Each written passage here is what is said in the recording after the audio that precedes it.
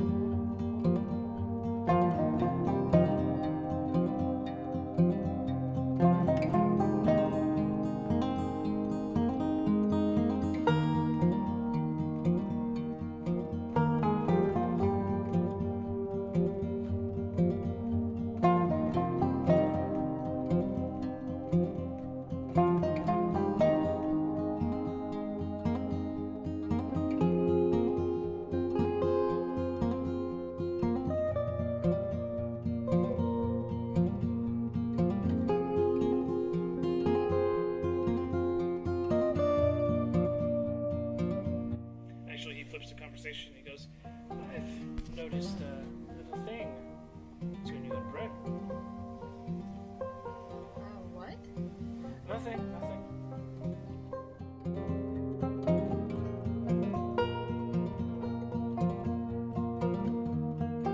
No matter what happens, I want you all to stay together, and I want you to do what you need to do to get out of here. Don't worry about me. Help as you can if you can. But mostly worry about yourselves, okay? I'm not leaving you alone. You can do this. If anything happens, I want to know that you will be okay. I'll be safe.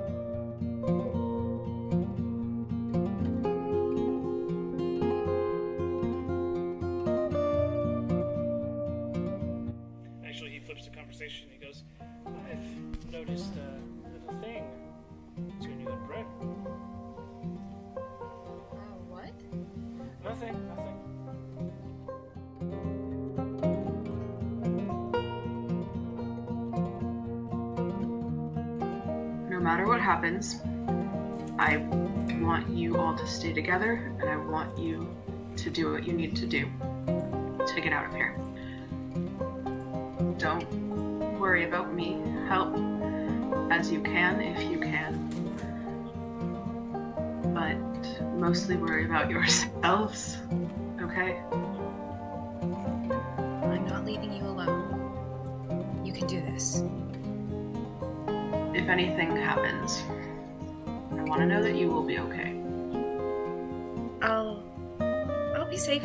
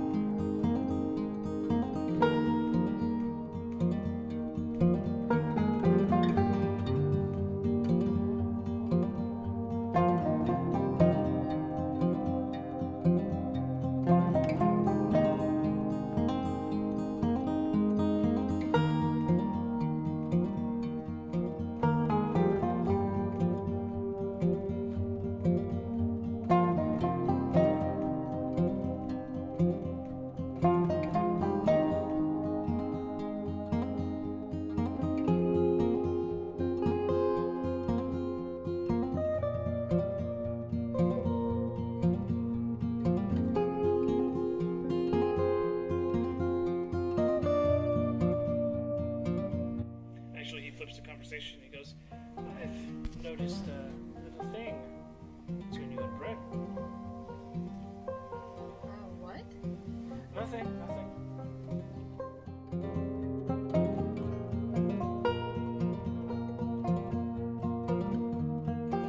No matter what happens, I want you all to stay together, and I want you to do what you need to do to get out of here. Don't worry about me. Help as you can if you can. But mostly worry about yourselves, okay? I'm not leaving you alone. You can do this. If anything happens, I want to know that you will be okay. I'll be safe.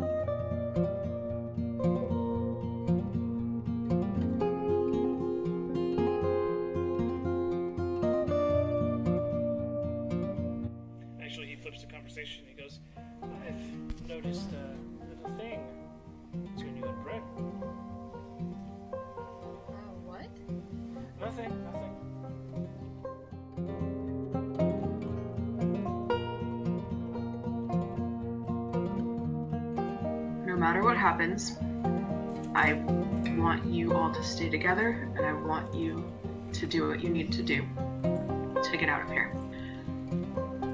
Don't worry about me. Help as you can if you can. But mostly worry about yourselves, okay? I'm not leaving you alone. You can do this. If anything happens, I want to know that you will be okay. I'll be safe.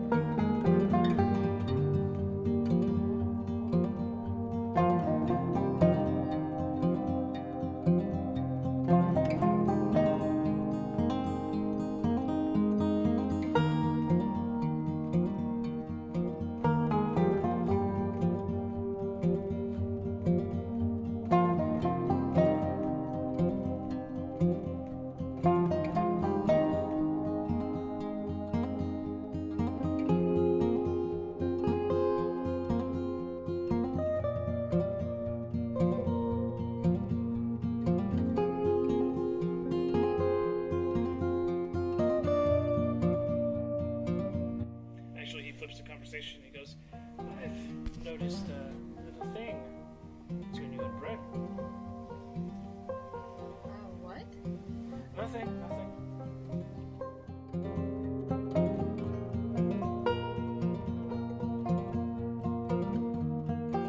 No matter what happens, I want you all to stay together, and I want you to do what you need to do to get out of here. Don't worry about me. Help as you can if you can. But mostly worry about yourselves, okay? I'm not leaving you alone. You can do this. If anything happens, I want to know that you will be okay. I'll be safe.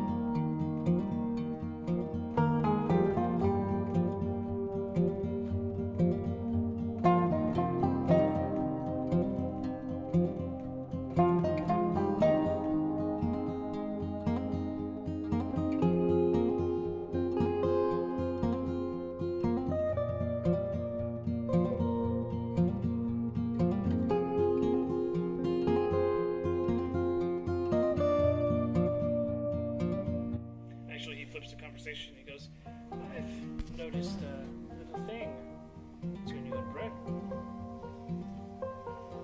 What? Nothing.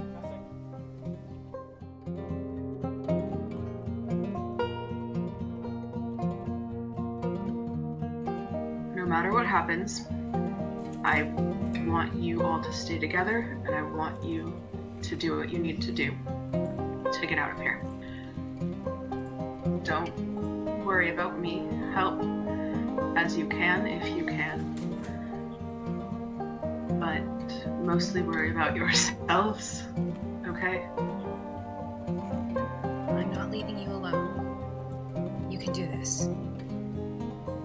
If anything happens, I want to know that you will be okay. I'll be safe.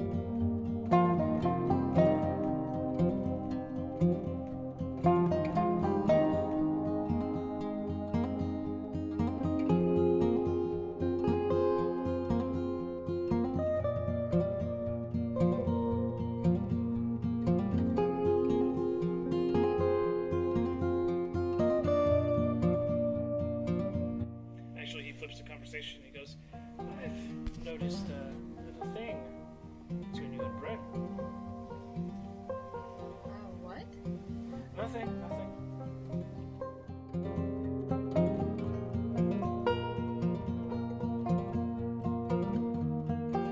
No matter what happens, I want you all to stay together, and I want you to do what you need to do to get out of here. Don't worry about me. Help as you can if you can. But mostly worry about yourselves, okay? I'm not leaving you alone. You can do this. If anything happens, I want to know that you will be okay. I'll be safe.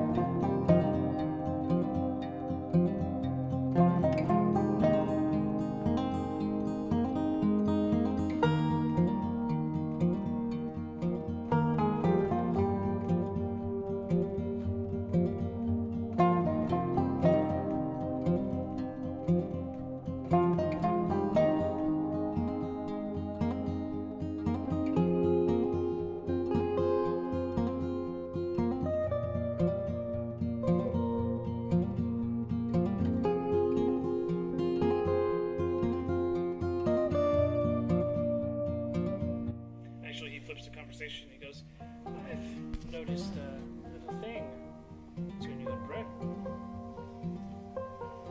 What? Nothing.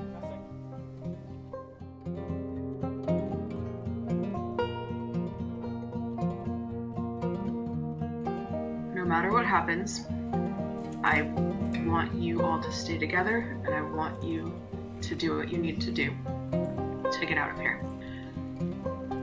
Don't worry about me. Help as you can if you can. But mostly worry about yourselves, okay? I'm not leaving you alone. You can do this. If anything happens, I want to know that you will be okay. I'll be safe.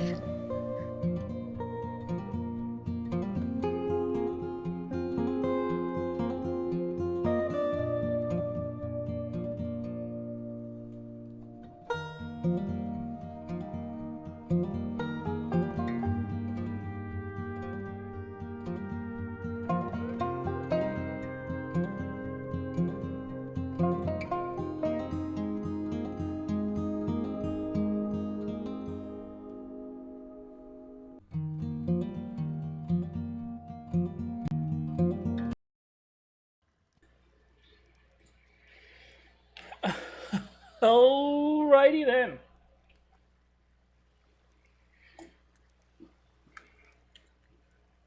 Hope everyone had a wonderful weekend.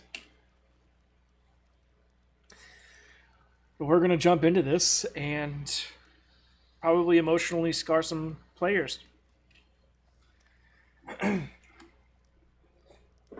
So, to recap a little bit of last session, the group was enjoying themselves at the inn.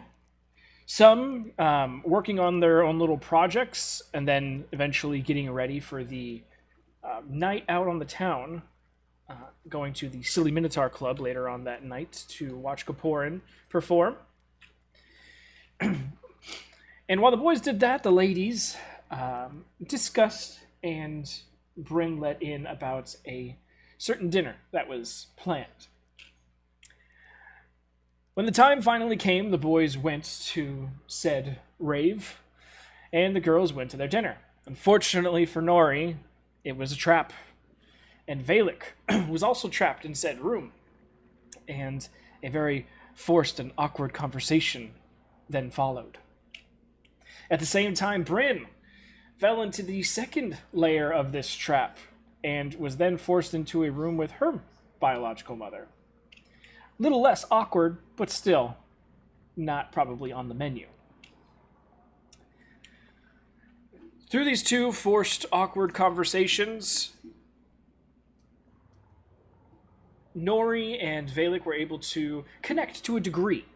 And eventually, when the both of them started to smile and laugh with one another, the spell work that was designed around this room released itself, and Valik made an abrupt exit.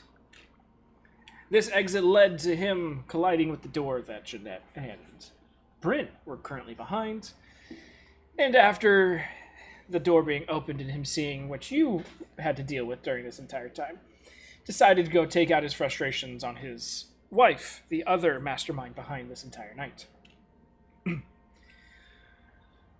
So, Nori walked her way over to her loving girlfriend and mother, or girlfriend's mother, and asked to talk with her alone for a moment. Did so, and when Jeanette returned, she had Evita Blightbringer in tow with her. And this led to another fun realm of questioning and awkwardness, as it was basically like mothers and daughters brunch. During this time, the boys met with Ilinade and Arix inside the Silly Minotaur.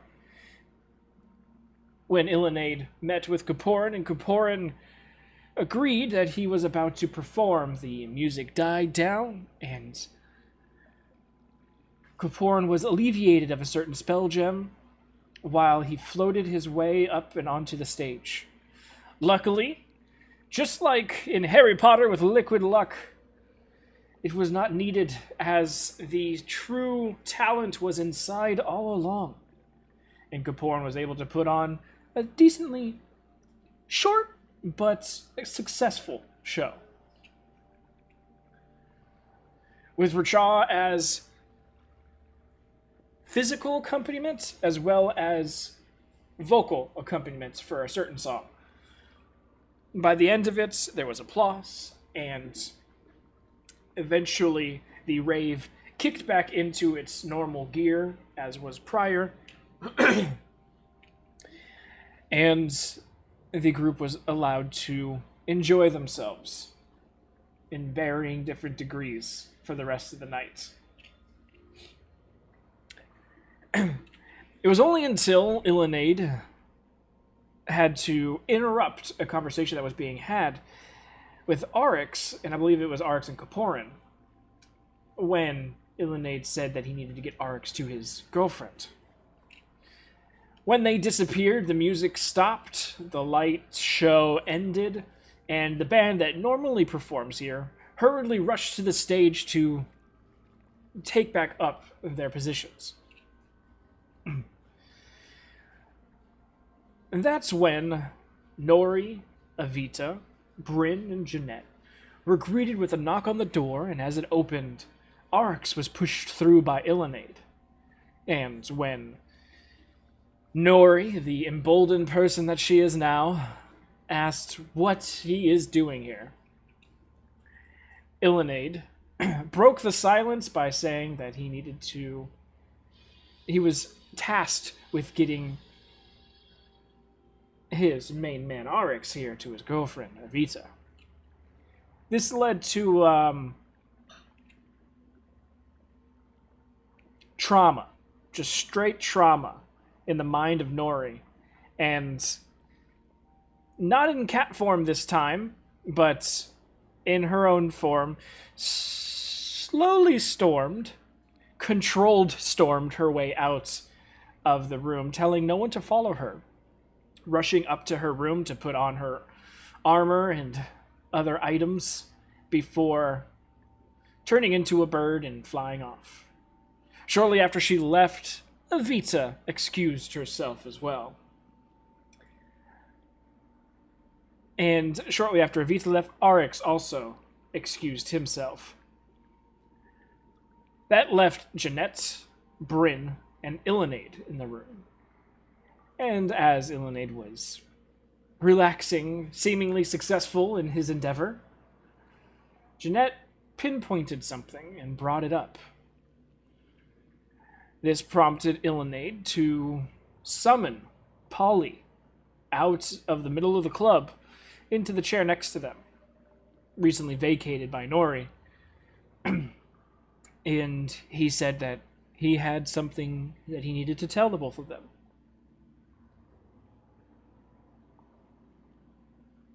So, we resume. During a mini session, I went ahead and had that conversation with Polly and Bryn. And we come back as Ilinade is making his disappearance from the room, leaving Polly, Bryn, and Jeanette alone once again. Well, technically, first time for Polly, but Ilinade no longer there. So how did it go? I think more successful than I thought it would. Nori didn't yell at me, so that was that's good. But she definitely said, "Don't do it again." Oh, I wouldn't, but I don't see her anywhere. Did she just take off? Was she mad? I mean, does she know that I had any part in it? I mean, I don't mind if she does, but... So she was almost thankful, maybe thankful, that it happened, that the conversation between them happened, and it was needed. She's not here for another reason. That happened before you showed up. She got some unsettling news. I have some I think unsettling is news for Nori too. Arix has a girlfriend. yeah, that was the unsettling news actually, Polly. Uh, his ex-girlfriend is Nori's mentor, mom figure, Oh, Tiva. Yeah, so she left at that. oh, okay. Is she coming back? I hope so. The last time she transformed into a cat and went and hid under a building, I had to try to get her out. But I think that's what her brother and Tiva are doing now. Well, speaking of hiding under a building and unpacking, I think I need to go to my room and think about what just happened. Um, and I will see you in the morning. By the way, everybody else is all drugged up and weird, and I mean, except for Rachel, but he's always weird. So, they might be making a whole bunch of noise when they come in. If they come back tonight, if not tomorrow morning, just heads up. So they might be dead, knowing some of them. Okay. Well, did you at least have a good time before you got poofed into here? Oh yeah, I got late That's and good. everything. Kind of ruined the buzz after I got here, but yeah, it was okay. It was fun. Caporn was amazing, actually. He, yeah, that was a lot, and I'm not mad at it at all. I wish we could have been there, but it was good that we were here, I think, so too. Next time we'll all go together.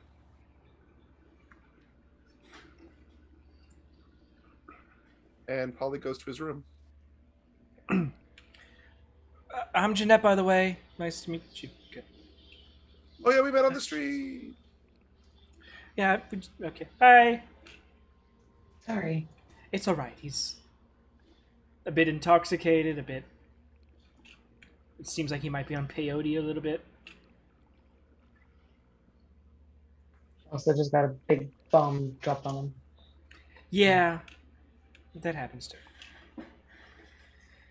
So that was all weird. A little bit, yeah.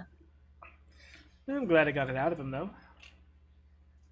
Yeah, it was nice to finally figure out what the hell those were. You know, the Fang said that they were bad and it was good, but he didn't elaborate past that. Well, now you know why. Yes. That's gonna be interesting.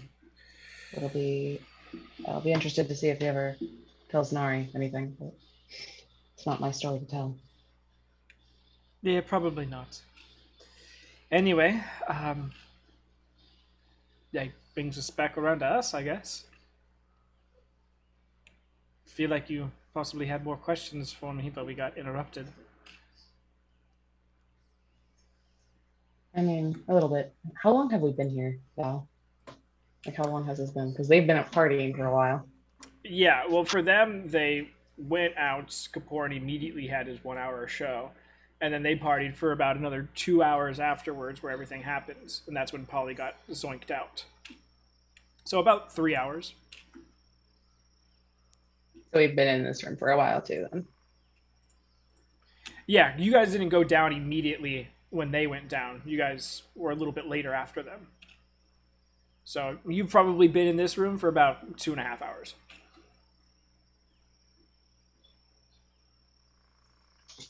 I do have more questions, but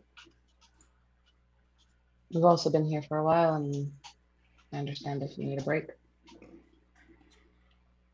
I understand if you need a break, if that's really what you're trying to get at. I don't know. I want to ask the questions, but it's a lot to take in. Take it from me. Those that surround themselves around you when you don't beat around the bush are probably the best people that you could have around you. Always be direct, always be upfront, don't pussyfoot around, don't dance around the subject. Always be yourself 100% of the time. And those that are with you 100% of the time accept you for you, and those are true friends.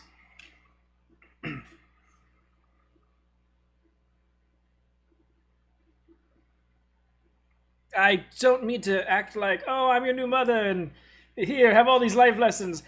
I've just been through shit like that before in my past, and would much rather not have you have to go through some of the shit that I went through. And if I can alleviate that in a little bit of ways that I can, then I'm gonna hop on it as much as possible because I've missed so much already. I appreciate it. I do. So fire away. I'm probably going to be the most blunt and direct person you'll ever meet. I mean, that whole situation we just had with Illuminate, I think, kind of. I'm Yeah. not How scared. did? You can tell. How did you know? You said you had a gift. What is it? When I was younger, I had a spell cast on me. I believe it's called True Sight. But it didn't work correctly.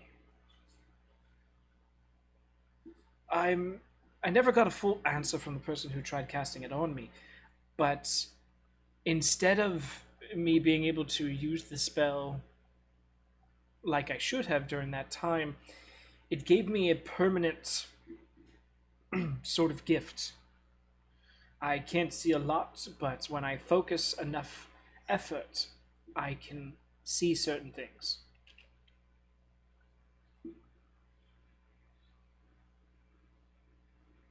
Comes in handy every now and again, especially like when I was adventuring traps and different things like that, being able to see. Um, they always brought me in for interrogation purposes in case someone was a shifter or changeling or something. But I gotta be with them for a few minutes before I can start to see stuff.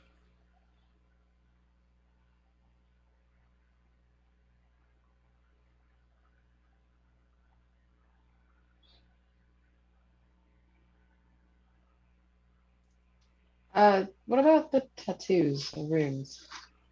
What about They're them? supposed they're supposed to be a family one, right? Yes?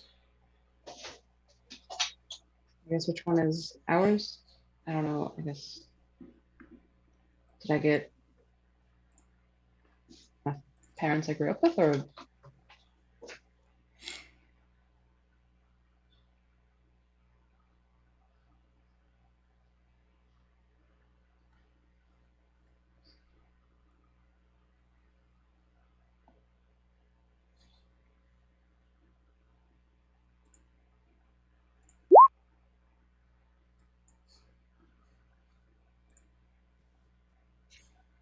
Oh, is over here raising people back.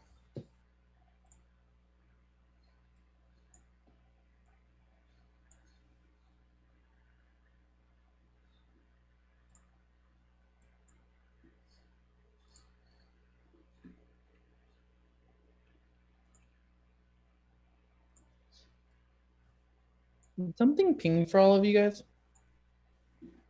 Yeah, that was me opening up my other roll 20.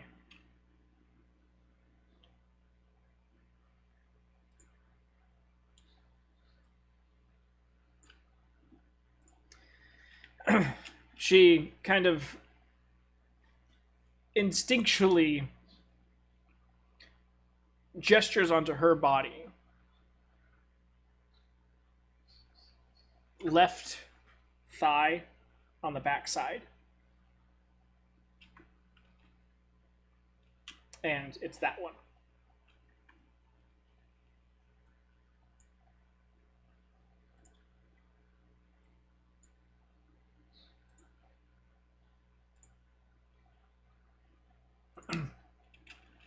The two moons over the four swords. That's ours.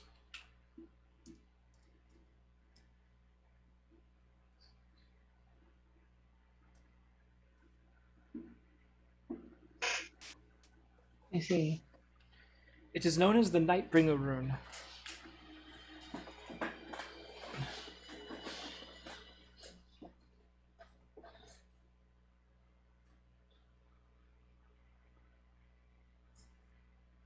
I'm glad I already have it then. It's one thing we gave you pretty much at birth.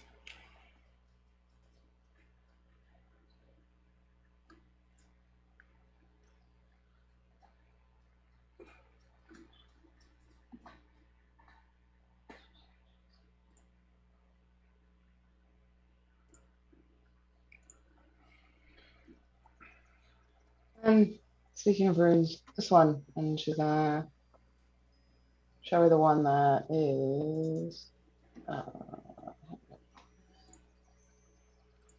It's on her left kidney, I guess closer to the middle. Um, something seems weird off about this one. Not quite sure why. Which one is it? I just DM'd you.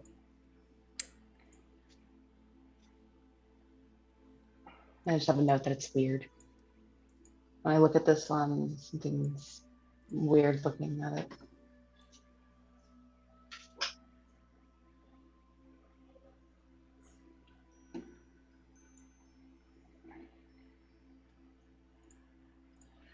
Keep having to remember to spacebar and zoom. All right. Oh, that one.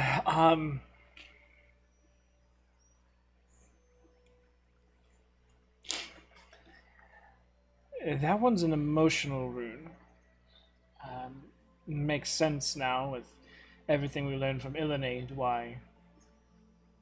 Well, that one's fully complete. You only get that if you. Well, I don't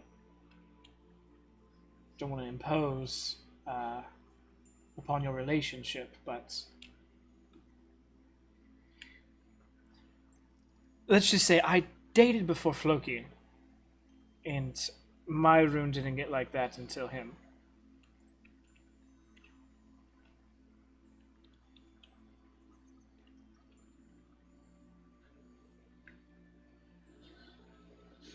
No pressure.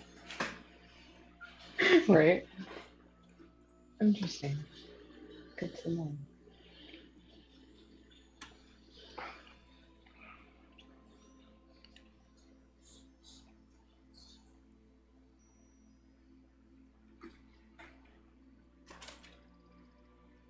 Oh, Nori's Brent's soulmate. Oh my gosh. Oh yeah.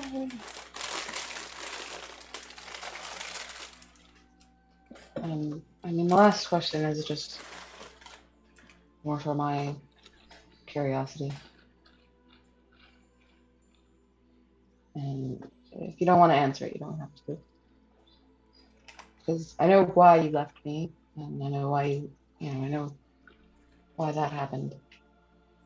But how did you pick who I stayed with? I chose my best friend. Your mother, I served on the line with, held shields together. I would die for her, and she would raise my child as her own for me. No questions asked.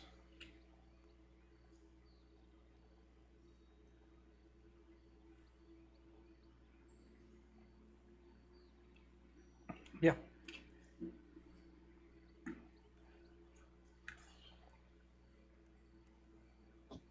Thank you. It's legitimately the least I can do is to answer a few questions and unknowingly input motherly advice. To be fair, I'm due it for a while now.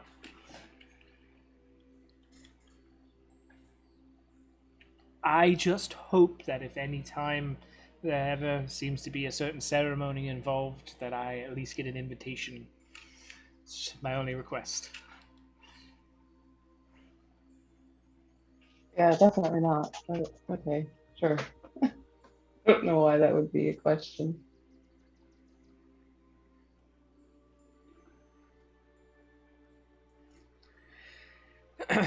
So, I've taken up enough of your night.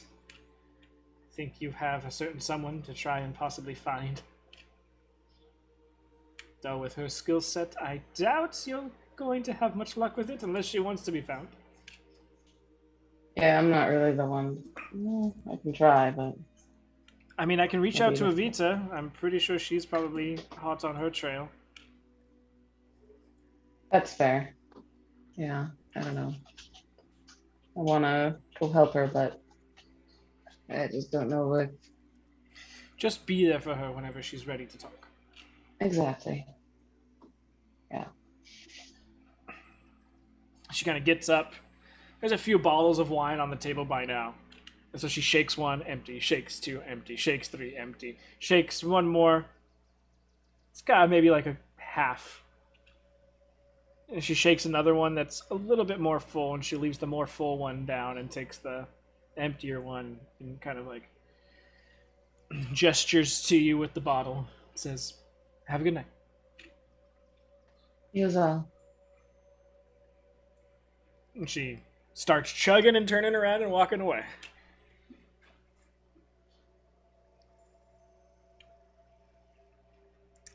Boys. Well, minus Polly. Polly has made his way up to his room. Hi. I believe I had Thorn roll a con save last session, right? Your drugs beat me by 1. That is correct. By 1 point. Imrachad told you at least what your drugs look like, right? You told me I have one liquid something and one powdered something. Roger that. The liquid is blue. The powder is pink. Sorry. Cool. I have written them down as liquid drugs and powder drugs in my inventory. Roger that. As one does. So, ever since the band took over for the rave atmosphere, the vibe overall changes, obviously. Going from a 7-piece band set from an EDM rave is a wild swing in overall atmosphere. So, slowly but surely, people start leaving the dance floor. There's still a decent amount of people out there, and they enjoy the rest of the night. But for you three, you guys are able to stay, leave, do whatever you'd like.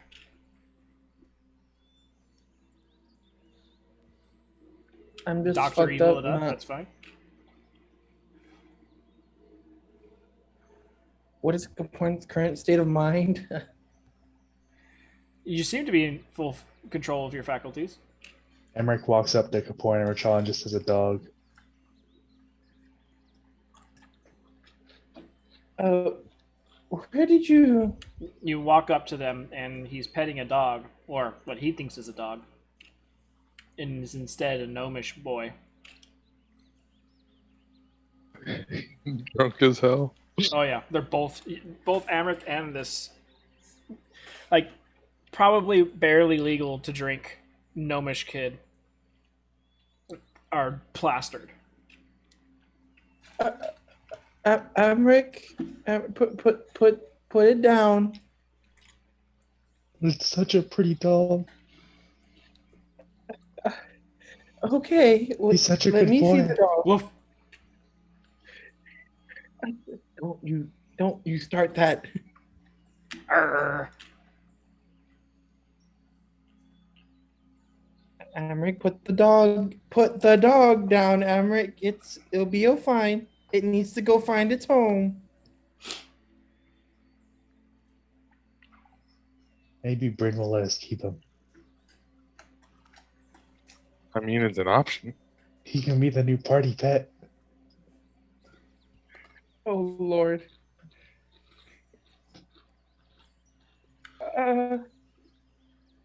Rashad, what do you Okay. think? I don't trust that motherfucker.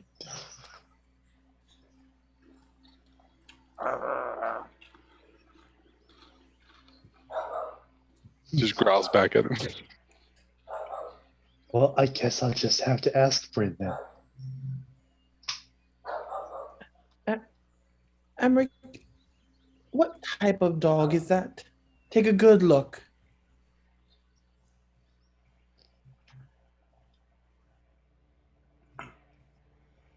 I don't know what kind of dog breeds exist in Ixia. Amber kind of like holds up the gnomish kid in front of his face, and they're both like doing that drunken look at one another where the eyes can't focus and they sway a little bit. And then the gnomish boy replies with, Shih Tzu! Emmerich repeats that. Him being a donkey. He knows his That's a own good- breed. It's the smartest dog I've ever seen. And then Emmerich, you guys start to smell a fecal odor coming from the dog. Seems that he wasn't so much describing his breed as what he was doing. Emmerich, I think your dog. Oh God, I think I'm gonna be sick. At least Bryn's not there to catch it. Your sickness, at least there for porn.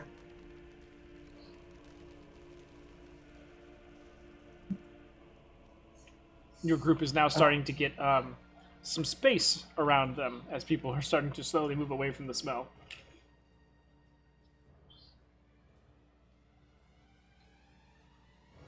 John just sort of like plugs his nose and goes, slap in the face with that sort of deal. After like 20 or 30 seconds, Emmerich will go, well, this isn't fun anymore, and he'll just kind of drop him.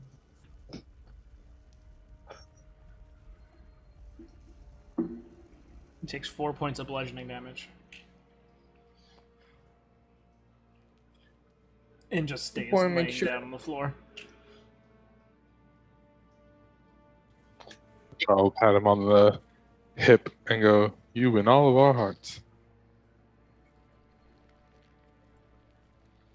One comes back with like a towel to lay over, and just a glass of water. It's Well, like Kaporin, Look. as you go to walk, you I'm swear, graceful. you swear you're facing this one direction. You're trying to walk to the counter.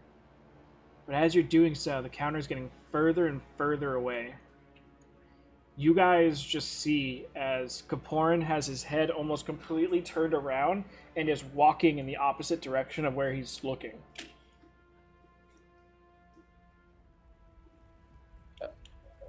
Where are you going?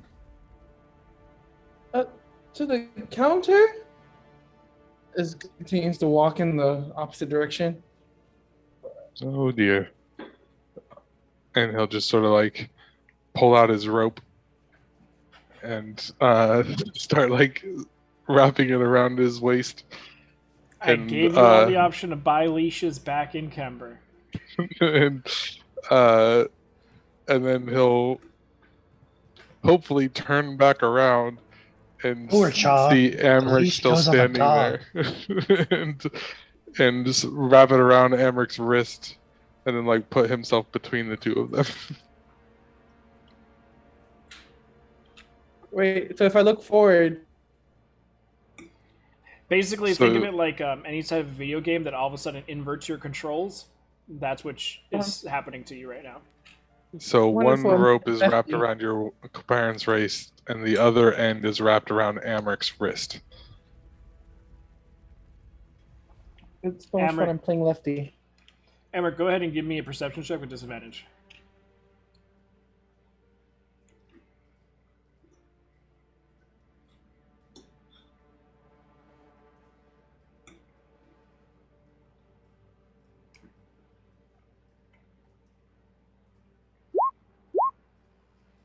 Yeah, you don't know the ropes there.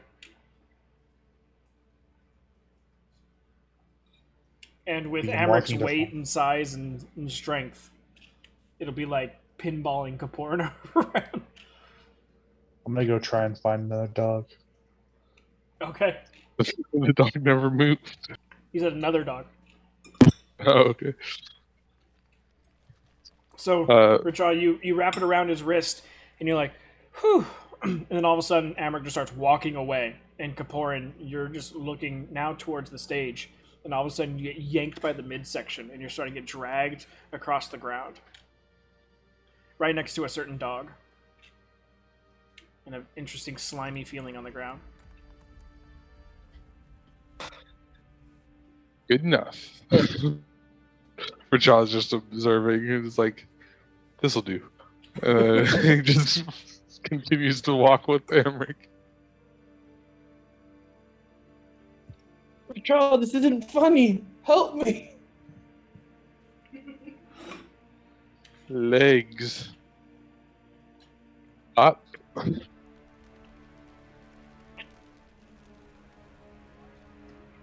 I don't know what I was doing. How far are we from the hotel or from the inn? From the club to the inn, it took you guys about 10 to 12 minutes to walk there. Or conga line your way there.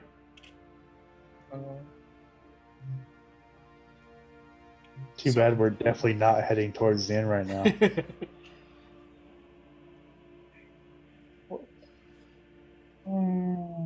Okay. So, but you As being around. domo arigato, nori robato. Fucking damn it. I covered my phone's being a hotspot and I covered it with my hand. And I think that's what fucked it up. Does not compute. I'll just go over there. I was saying that it'll probably all rub off as you're being dragged across the ground for an undeterminate amount of time. Casting mending on my jeans as I'm getting, or on my leather pants as I'm getting. No, I can't even do that. Fine. All your I'll have to hands repair are my now pants. backwards as well. Everything you try to do is inverted.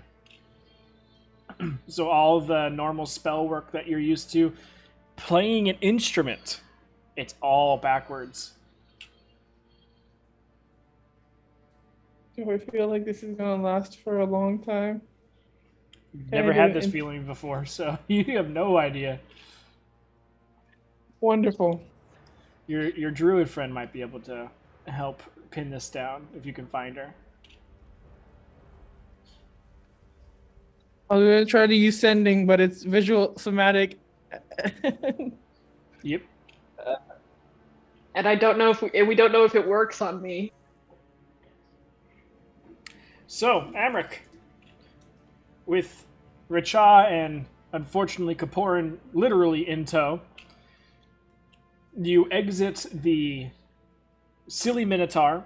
There's a few people loitering around here in the open streets, but you guys are closer to midnight now.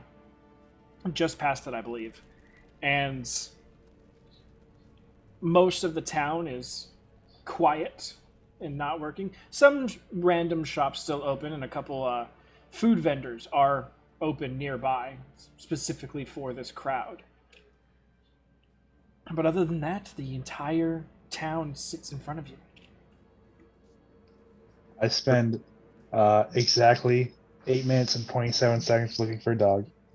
And even if we walk by one, I'm probably too drunk to notice it, so just walk by. Well, to be fair, you don't come across any other gnomes, and those are technically dogs for you right now. So, if you see an actual dog, you're like, fucking gnomes. And then you just pass by them. Sounds about right. Rajah's kind of we all saw Polly just sort of blink away, right? Yeah. He's just sort of keeping an eye out to be like, is Polly around here? And just sort of like keeping an eye out, assuming he's okay, but who knows? Make a perception check.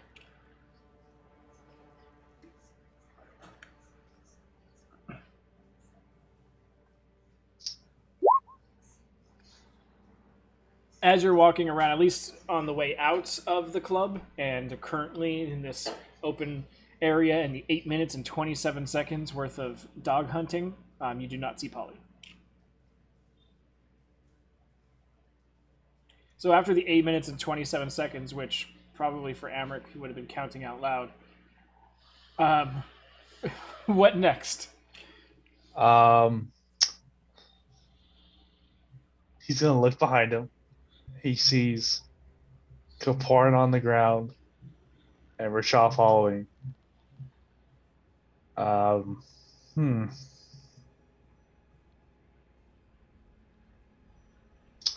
Let's head back to the inn, and then he's going to start leading them back to the inn and going partially the wrong direction. Hold on. We're definitely taking the scenic route. Hold on. Just sort of asking Emmerich to stay for a second. Koparin, I could maybe levitate you. How do you plan on doing that? The pink balloon. You. Doesn't your loot let you do it? I don't remember. I could have sworn you had levitate. Not my loot. That was the original loot that you guys saw down in Kember. Gotcha. But as you try to first show your hands that they're not working, they actually are working correctly. But you try to do the slightest bits of movement, and everything seems to be moving at 4 times speed. You're basically on cocaine now. So you just talking is now becoming like this, and you have to talk really fast, and so everything is just hyper right now for you. We need to get him some Eminem right now. Let's go. Some rap god, yeah.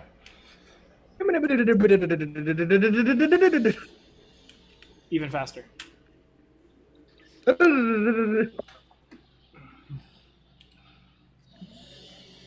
don't know, Charlie. I don't know if I can do this much longer. We need to really get home.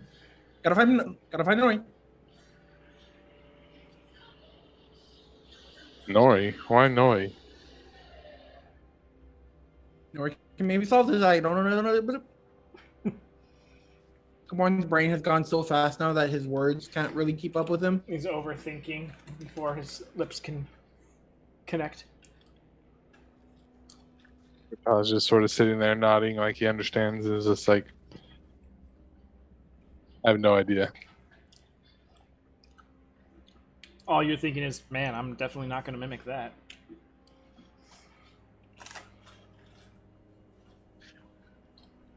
Can I stand up and see if I can, or I try to stand up.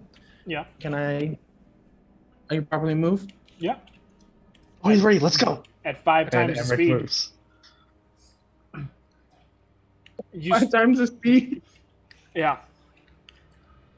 So currently, like the haste spell, your movement is doubled. I can move 60 feet per round. Well, don't forget your dash. Oh my god. 120 feet per round, and Rachas still outruns you. But I'm kind of pulling Amric along like a leash, like a dog leash. Good luck with that. I was going to say, though you may be running fast, Amric's got the strength aspect behind it. So you better hope Amric doesn't make a sudden left turn. So I'm Running around him in circles. Amric just barely tries to stop. You will, like a dog on a leash, run forward. The momentum holds you back, and you fly backwards. This was a good plan, in Nori's voice. As Rachaz Usain Bolt jogging next to them. That was a good plan. Don't worry about it. Let's go home, Lyra. I think we should go home. Let's go home. Go home. Go home. Eventually, through the scenic routes and through many harsh turns and really stretching the limit of this rope, you guys eventually make it back to the front of the inn. Amric, feeling jazzed, puke a little bit from the intoxication and the fresh run you just took. Kaporin, you're done. Your speed is now 0. You are on the come down. You're just splayed out, attached to the rope at Amric's feet as he starts to throw up.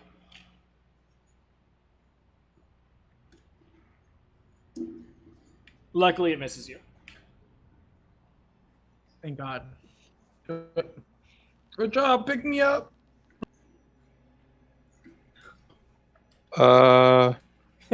Emmerich, well, after he's done throwing up, Emmerich will reach down and with one hand and just throw Kaporn over his shoulder. I want that back. I so wanted you to baby cradle him and then throw up into him on accident. But fireman carries alright. Cha will undo the rope from him and steal it back before he takes off. Easy enough to do. Always wanted to get picked up by a guy, but not in this case. Beggars can't be choosers. Just This like is where just like genie spells, you better watch the way you word things. Amric, can we go to our rooms now?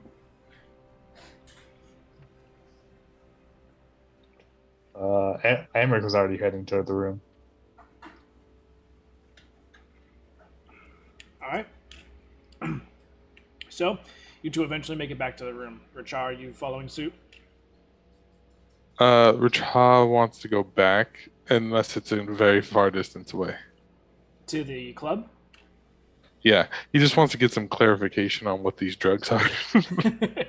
Unfortunately, it is about 10 minutes away, and you guys spent a decent amount of time getting back. So by the time you would go back, the club's probably closed. Gotcha. It's probably like what, 12:30, almost 1 in the morning. It's closer to 1, yeah. Yeah, he'll just climb up to the roof, start watching everything while he lays down. Okay. Turn on some drugs. Nori.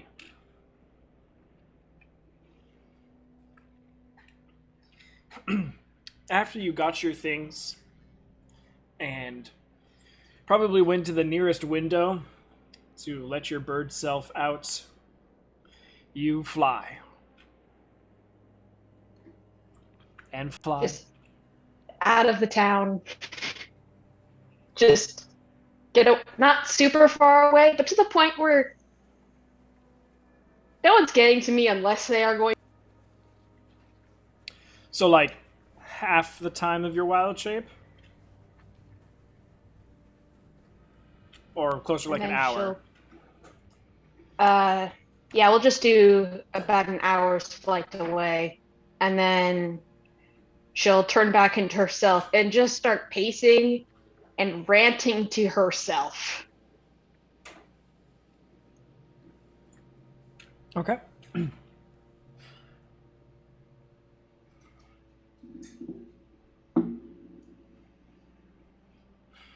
Make a perception check.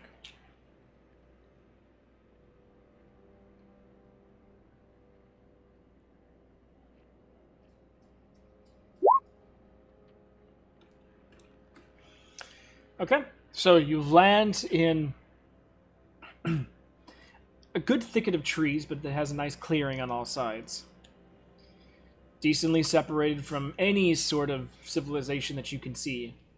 And you just start going off. Just in different bits of pissed offness, and you Abruptly just switching languages, just no care, just getting everything off her chest that she can't say because she doesn't want to mess with friend stuff. Yeah, this is different languages. This is just randomly attacking different people that don't even have anything to do with how pissed you are right now. It's just like you get sent in that spiral. And so like just random little things that didn't even piss you off or tick you off, just made you question something at some point in life, and you just kind of like bring it back in. And, and that fucking one time when Rachel said that thing, what the fuck did he mean? When he stabbed Bryn, what the fuck? Yeah, just going all over the place. And don't even get me started on fucking Kaporin. So like you're just going like all out everywhere around. I mean, you'll eventually like swing back in and talk about Arix and Avita, and then swing back out, and then swing back in and talk about your family. Like, it's a roller coaster. It's weaving between people. It's weaving between being left in the dark all the time because she keeps having that happen to her. No one tells her things, and then even to the point where her bracelet, she kept getting mad about Avita essentially blaming Bryn for her death when it is, for all intents and purposes, Avita's fault for not telling me what that damn necklace did. If she had done any intro to this thing, I would have. Yeah, no, it's pretty much any and everything that made you question, made you mad, made you any sort of, even some stuff that made you happy at the time. Like it's that full relentless word vomit that happens. Then you get to that point where you're like, where just mentally you can't even think of something to be upset about anymore, so you just start bitching about this tree and how it looks funny and what the fuck is it doing here. And then it's and I think at one point when she's run out of stuff to say, she goes over to the tree, just like rests her forehead against it, breathing heavily, and just goes, "I'm sorry, I didn't mean it," and then just kind of stands.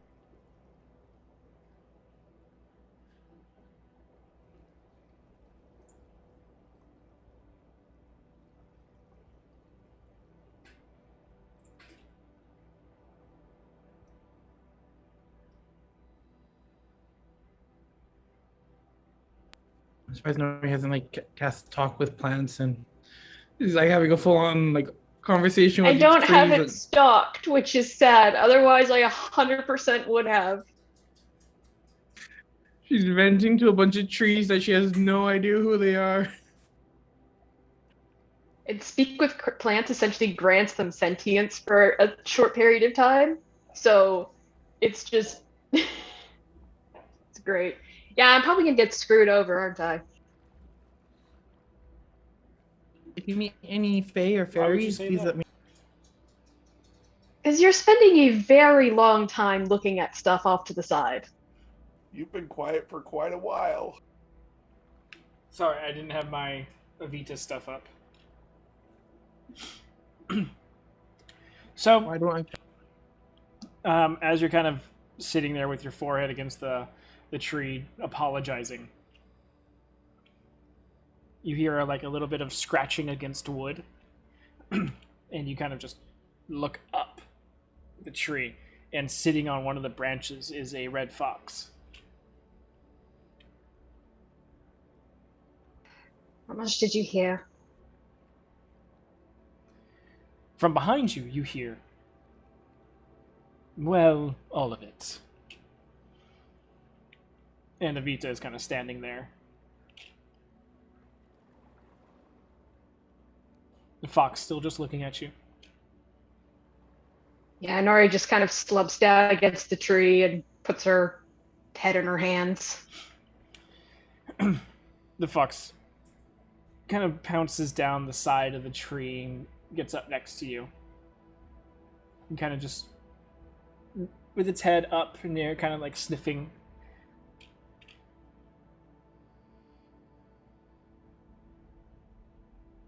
Doesn't acknowledge it.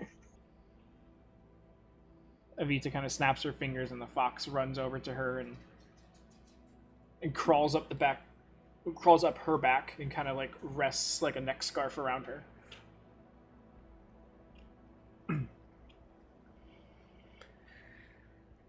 It's all right. Everyone needs time to vent.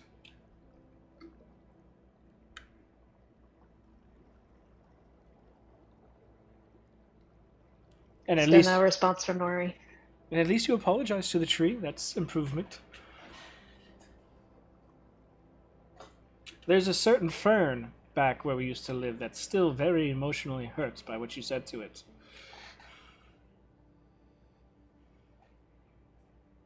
Nori's still not responding.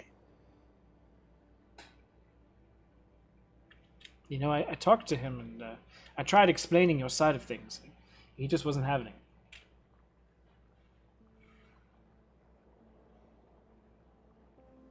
Still nothing.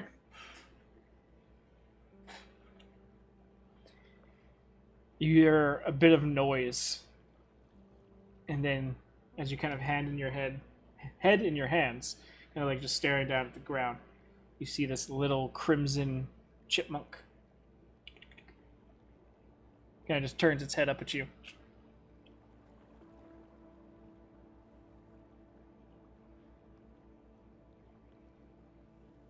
If any of you are casting fucking detect thoughts, get out.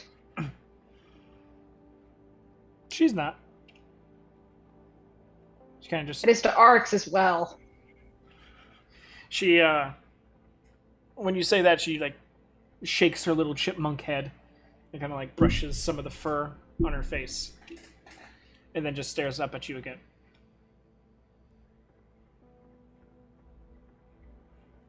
Yeah, just kind of adjusts her face so she's not looking at the chipmunk. Just head in hands. No. You feel this tiniest little bits of tug on your clothing and armor until you're staring in a direction and you see this tiny little chipmunk face slowly out of your peripheral. Kind of just comes out of your peripheral and then turns its little head towards you. Gently, Nori picks it up and puts it on the ground. It stands on its back legs and just crosses its arms.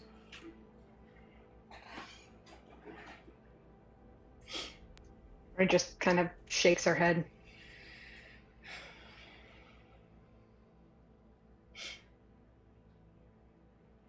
Kind of moves off out of your vision, and then you hear a little bit of sound of change.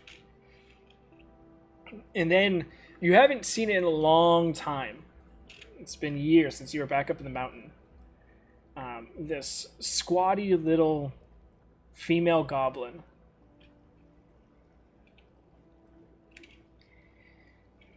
Would you like to talk to me? Do I know this goblin? It's one of the goblins that helped to get you in with the rest of the goblins. What's her name? Pulling it up right now.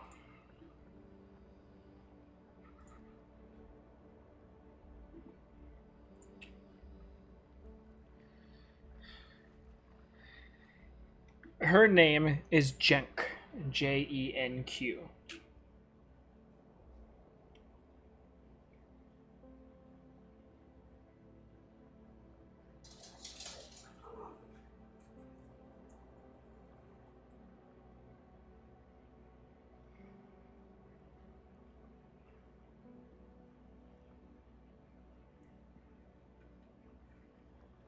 Nori kind of Domo I don't Roboto. want to tell anybody in particular. And we just went sci-fi. Meh. We'll wait for it to come Is it back. fixed? There we go. Hooray. Just need to not touch my phone. It's like this when we feel closer to Seattle. The planes merge ever so slightly. Nori kind of looks at Jenk through her arms and goes, I don't want to talk to anyone in particular, but it's nice to see you again. Kind of gives you the heavy wink with one eye and a big old...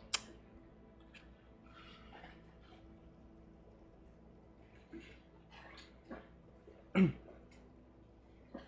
then and she disappears.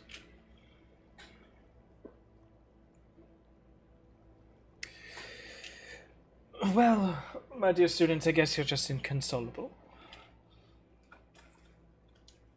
More if I'm pissed and I don't know what to say.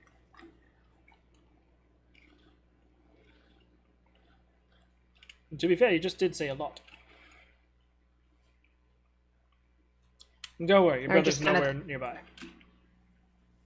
Good.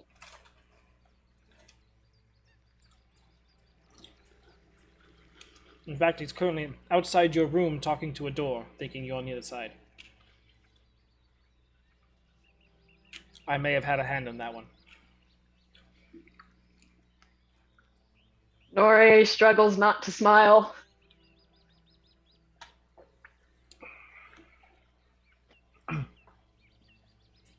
I hope you know what you're doing.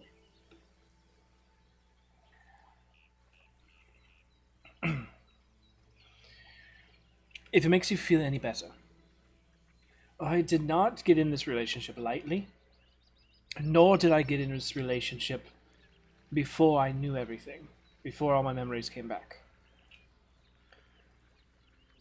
So I knew what he meant to you, and I know how much you mean to me.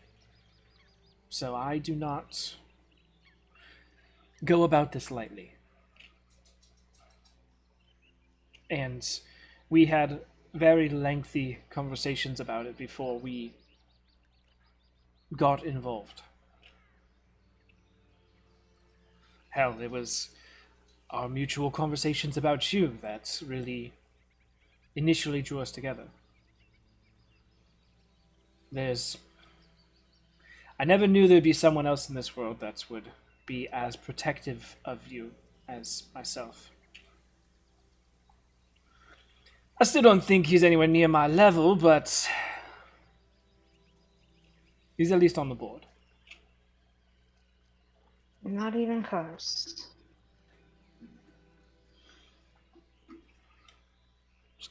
She's like faced off in a different direction, but like giving you the side eye and a smile.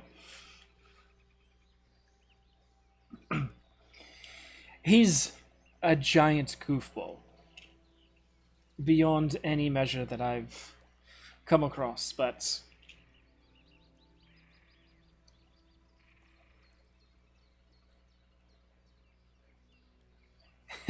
there's no doubt on how much he cares.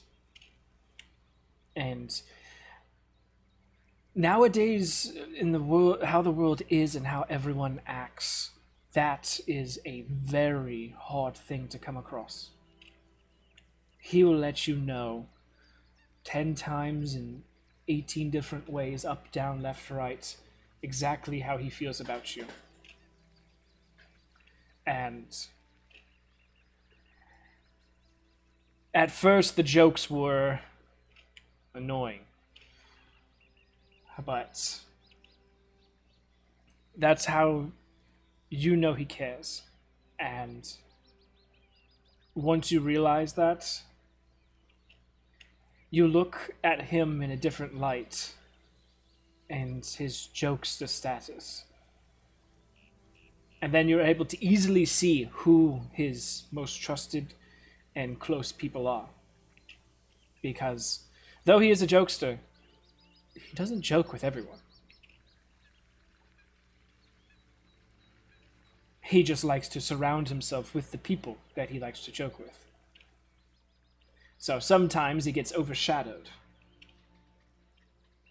But once you break it down, he's just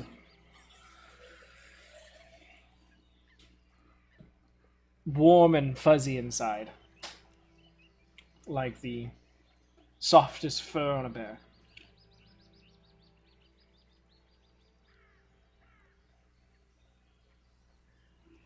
And don't worry, if he ever fucks up, I will unleash holy hell upon him. Won't kill him, but he'll know he fucked up. I mean, you can always bring him back. That's so much extra work. Yeah, it's kind of expensive.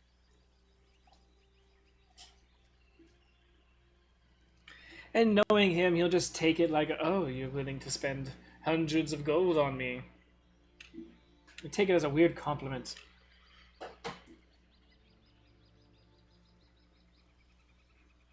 Maybe I'll reincarnate him as a eunuch or something. Yeah, that works.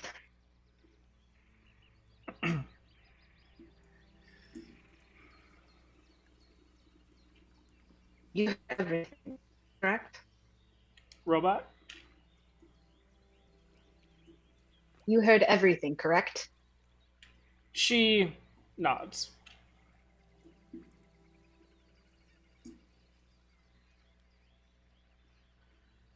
I don't like particular. I know that my opinion in the matter does not take very much effect. You two are happy. And I'm not going to stop that at all because I love you both. I'm just a little uncomfortable with the fact that the person who's essentially my mom is dating my brother.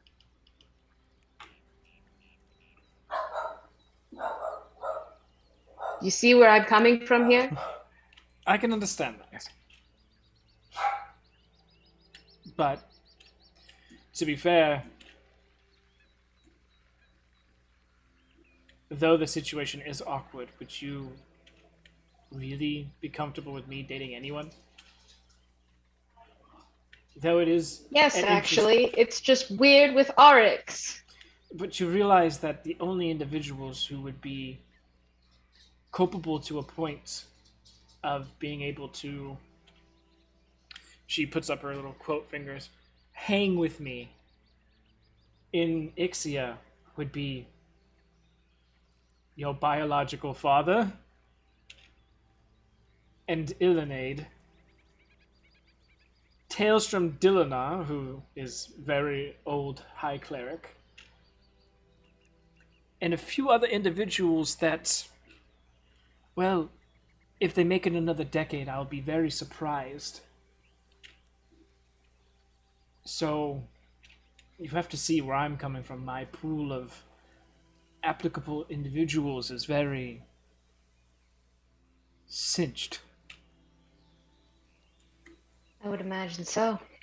And to be fair, I spent a large majority of my last years. Undoubtedly, I wouldn't trade them, but I was no longer looking out for myself or trying to be happy in that regard. I was more focused on teaching and keeping you safe.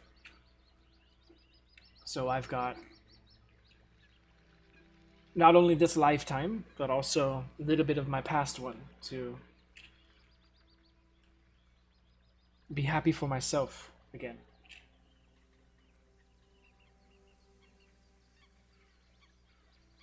And you deserve that. I know I was a handful and a half. Well, you did have small hands, so it's understandable.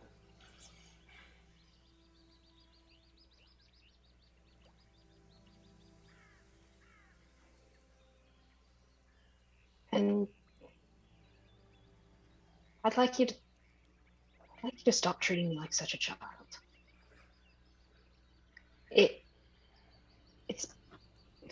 It's caused more problems than it's helped. Yes, I know I'm still kind of a child in your eyes, but still. And I don't want you talking to Bryn like that again. None of that was her fault. She's done nothing but be supportive and good the entire time. All the shitty things that happened to me were my mistakes and my choices, not hers. Should not be put on her to do that. Well, you did say I was like your mother figure. And I take that role highly. And so it's the very first time that I've been able to have said conversation with your significant other. So let's just say I was making up for lost time in having to put a foot down. I know you like to get yourself into your own troubles. Part of the child complex. And she kind of like gestures to the thicket of trees. Running away when things get awkward and screaming out loud into a forest. Lends to that a little bit as well, but I understand why. Avita, I have been consistently traveling with 5 other people for months. I have not had very much time alone. This was essentially the straw that broke the camel's back. It's not. I've had 2 instances of the whole running away thing. One was now, which again, last straw sort of thing, and one was when my mom died. I feel like that one's kind of reasonable. Yes. Always helps. Wait for them to fall asleep, turn into a mouse, go into the walls, scream your mousy heart out, come back, none's the wiser.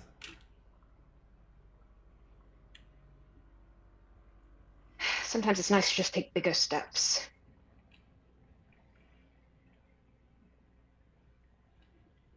Sometimes it's nice to watch people freak out about a mouse randomly screaming in the middle of a wall.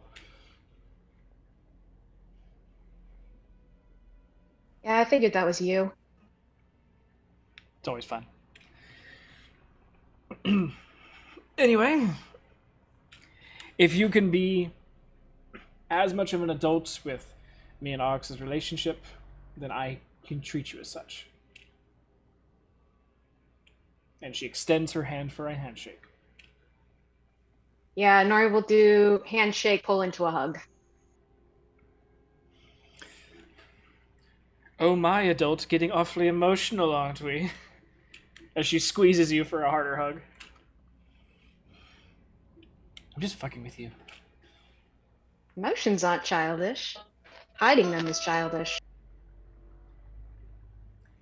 Well, how about we go back and fuck with your brother?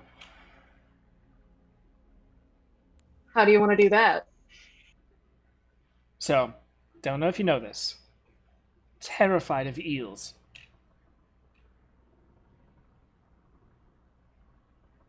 I have conch animals stalked.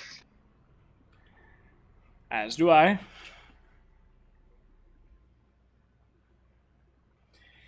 If we can...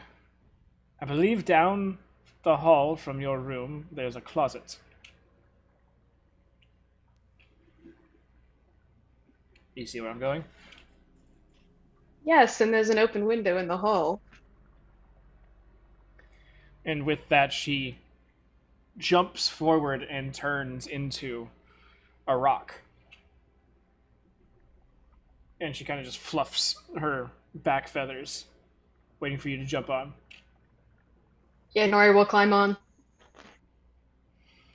I thought she literally turned into a rock. That would be funny too. It's time to get stoned. Earth elementals, man. You know? Hey, come on. Rocks can be pets too. I got a rock. So with you on, you guys make quick work of flying back to the town and getting within eyesight of the town itself, to where people might start to see you guys. She makes the version of herself smaller, enough for you to still be on the back comfortably, but she's now closer to giant eagle size. She just shifted her size down. And you guys find the inn, find that open window, as you pointed out to her. And as she aims for it, she kind of spins, grabs you by the wings, and kind of you guys start to barrel roll. And after you guys are right about the window, she turns back into herself, holding you, and you guys kind of spiral and pirouette stance as she kind of like unfurls you but holds you by one hand. Kind of like a dance move almost, as you guys are in the hallway now. Technically one floor above you and Bryn's. So, with coordinated effort between the two of you, She shifts you guys both through the ceiling, through the wood, until you guys can both see Arix, who is currently, Bryn, you haven't made your way back yet. He's currently sitting up with his back against the door, just going, "Come on, Nori. Talk to me." Like, he's starting to fall asleep. He's been doing this so long. And she points over to the closet door. It opens up. And you cast Conjure Animals in there. 8 large eels. I would like to do the stupid thing and cast it at a 5th level, summoning 16 of them. Okay. 16 large slithering eels in there. And he's too tired to notice the door open. And she telekinesis him, throwing him into the closet and casting Conjure Animals at 7th level behind. And then slamming the door shut. And you just hear, fuck! And you just start to hear, as your connection to these eels starts disappearing.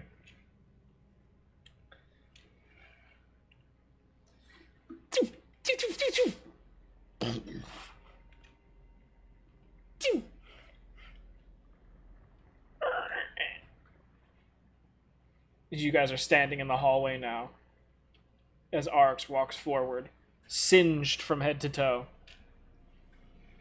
The closet behind him, just black smoke and scorch marks. His hair just singed on the edges. His face, no eyebrows. He just... Nori folds her arms across her chest and just goes, "Payback, bitch." He starts to raise his hand, and Avita just... and he lowers his hand once again. And he kind of starts wiping his hand over himself as he's cleaning himself off. Touche. And it looks at the two of you and just immediately takes a left turn and walks down the stairs. He's given up on this fight. You can't beat Davita, and then I can still be petty. That was fun. Agreed. I'm going to hear about it later, but still fun. Yeah. And if you really want to make him mad, bring up his terrible poetry phase. Oh. It's not a phase. He's still in it. Oh no, he continued? He said he stopped. Let me try and find his words correctly. Love has been a muse. If only he didn't have to rhyme in twos. Oh no. Yes.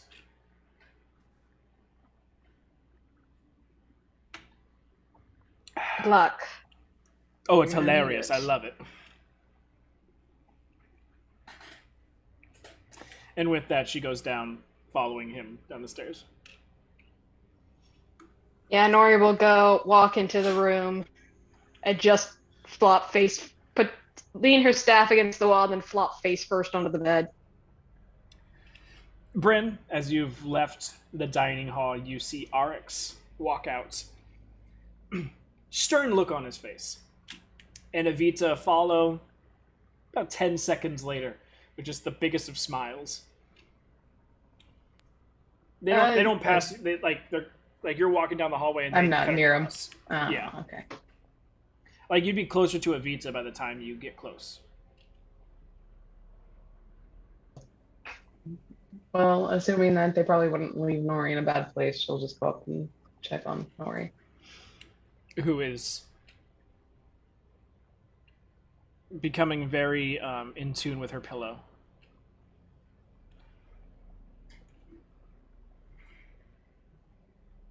Bryn will just go over and lay down with her and just wrap her arms around her. And, are you okay? And Nori will turn to face Brain and go, no, I don't feel like I should answer that, but I'll be fine. That wasn't the greatest question after all of that, but What about you? Have any interesting conversations while I was gone? yes, very interesting. Uh, Learned a little bit more about my family, learned a little bit more about my God, so that was interesting.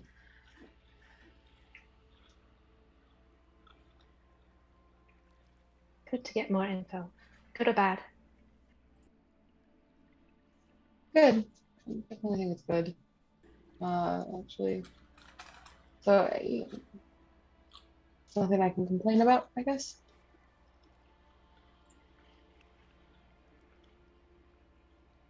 Well, I'm here if you need to talk. It's nothing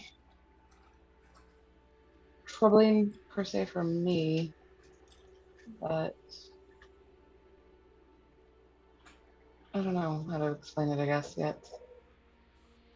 So little fresh. I don't know. It's okay. That's a hard.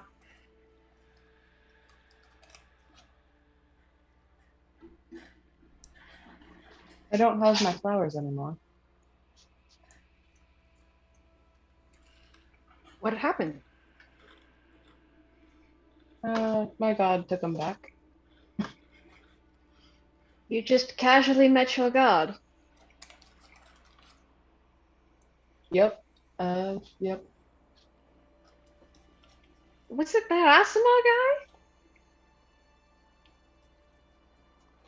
Kinda. But it's all evolving, it seems like. It's a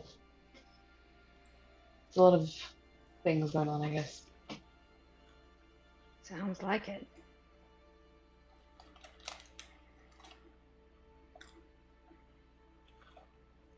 But he did confirm that Trenty there is just chaotic, so that was kind of cool to know that he agrees with that. Glad to hear it. Another way back when that weird cleric, like half snake lady.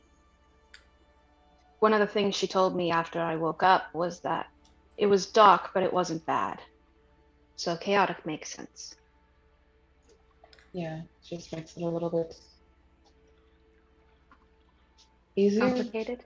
Well, no, easier to know that it's not something that's too bad that's with you. Yeah, I'd rather not be stuck with an evil ancient being. I got enough on my plate. But when I found out, the rune on my thigh, she'll describe it, but she doesn't want to show it. That one, it's actually my family rune. That was nice. Oh. Yeah. So they give it to you when you were really young. Yeah, they did. So it's nice to know that they've always been there. I just didn't know it. That's really sweet. I'm glad you're able to talk with your mother.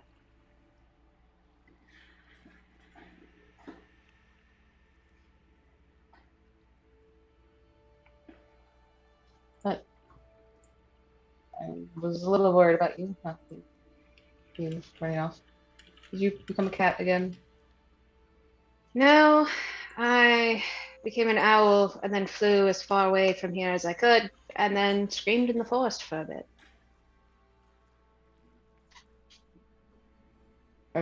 Okay. Well, I'm glad you're back. Yeah, just kind of a vent needed. It'll be okay. Was there a reason that your brother left in a mood and Tiva was practically giddy? We pulled a little bit of a prank on him. Apparently, he's afraid of eels. So we burned only have one 5th level spell. I used that. So we summoned a million eels and he freaked out. Sounded like it was much needed levity for you, though.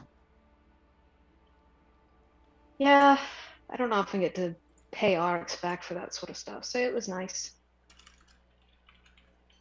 And he didn't do anything back to you? He wanted to. You have Tiva on your side, though. We should watch out for in case in the future, though. Yeah. It's going to be interesting moving forward. Definitely.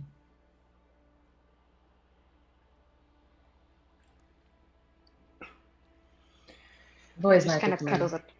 up. Oh, sorry. The, No, go the ahead. boys might feel a little loud when they come back. Just heads up. Yeah. I hope everything went okay for them. Yeah, I don't know. Polly sounded like Polly had a good time. So.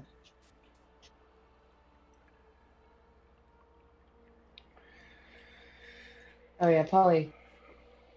We saw Polly earlier, so he's back. Nice. He back in his room as well? Yeah, I think that's where he went. You hear a Yeah. slight commotion a little further down the hallway.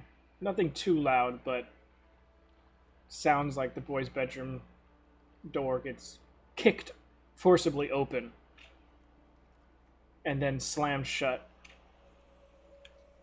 And then some thumps of possibly people getting dropped, not quite on the bed.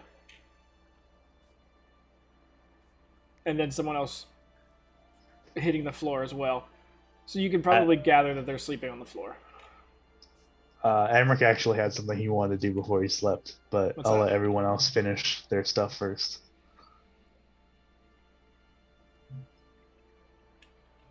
So you hear that. I think they made it. Hopefully they survived the night. Yeah, I hope so too. Emmerich? So this is what, right after Kaporin just dropped. Yeah. Is he capable of anything right now other He's than got talking? 0 feet movement. He Okay. is literally jelly-legged and armed. As we're walking down the hallway, about to enter the room, Amric will start talking to Kaporin. That really was just a great performance. Although, if you don't mind me saying, you seemed a little light on the song choices. Oh, yeah. I mean, it's only recently that I've picked up this gig, but I have a few things. It's just it was a little hard on the spot. Amric's gonna open the door during that time, and then he'll walk in. Well, I might be able to help with that. He'll dump Kapor on the bed, and then he's And going miss. to grab. He then miss. So he's on the floor now, and then he's gonna try and grab Kaporn's loot. Okay. Well, if you need some songs, I can teach you some of the songs of my tribe.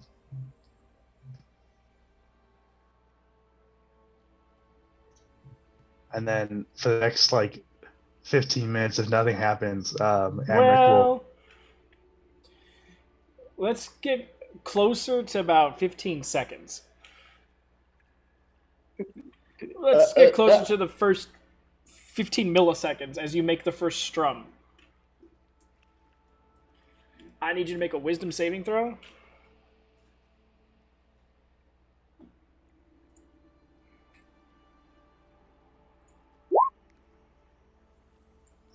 I definitely fail. Do you have Indomitable yet? Oh, you're right. I do. Let me use that. Fail. I tried, man. It's a little better.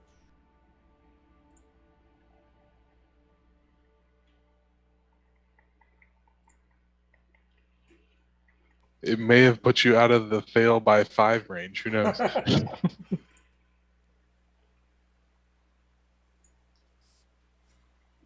I thought being drunk was the perfect time to do something stupid. Shaw, in the meantime, is up on the roof with his legs dangling off the side like he normally does, and he's currently singing a Skrillex version of pretty much every mashup of a song that Caparin just sang at the rave, and just making EDM sounds up there, hoping that a left shoe gets thrown at him.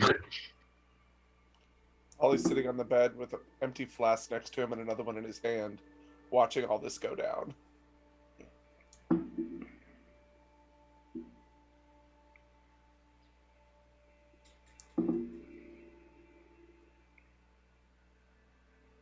The porn somehow becomes a barbarian and gets second wind. You take The 54 points of psychic damage. And I need to know how much HP you have left over. 40. Okay, so it did more than half. You are unconscious. I already had some damage, if that matters. No, it needs to, in one fell swoop, do more than half your overall, your maximum. And what does it do since it did more than half? You are unconscious. Would Stone's Endurance probably wouldn't say that, would it? No, this is like turning up the light switch in your brain. Well, that's the second thump they heard. Yep. So Kaporan, you just see him pick up the loot and go, pring, and just. Well, that was anticlimactic. Oren, do you want a drink? Yeah, please. And I will roll him over, cast Lesser Restoration on him, and hand him my other flask. Oh, I'm glad he takes the flask, and as he does, he kind of walks over to Amric and Not quite. the loot. Oh, okay. As you sit up and your limbs start to work a little bit, not a whole hell of a lot, but enough to grab the flask. You're looking at Polly. You see a recognizable figure stand up from behind Amric, grab the loot, walk forward, and hand it to you. Polly, you don't see this. I don't see the loot floating, I just Nope. see nothing. Nothing. Or he kind of raises his arms to like accept the loot. Yep. And all of a sudden, Polly, immediately the loot's in his hands. And Much better. for you, Kaporan, the guy disappears. Thank you. As he just You're welcome.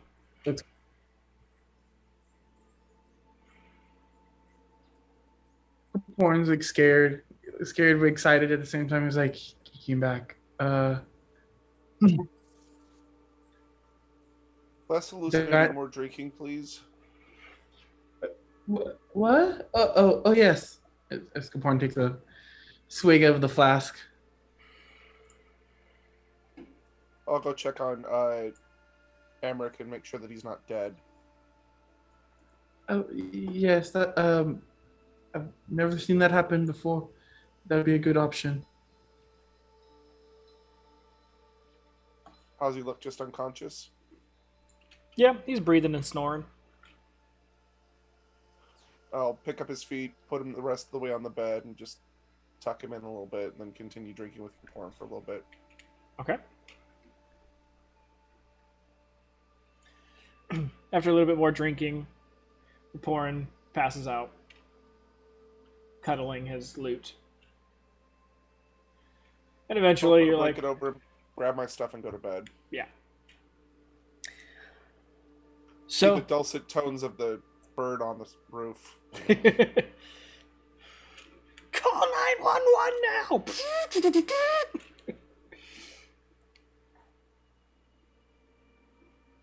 Rashad talking in his sleep must be wild. No, he's not asleep yet. He's just chilling up there, keeping an eye out for Polly and you technically, because he knew and you and Bryn. I guess he would have assumed you guys were in the building still, but yeah, I also kind of hope that Erickson Tiva heard it too, but they probably blinked out from inside the building too. They definitely operated out.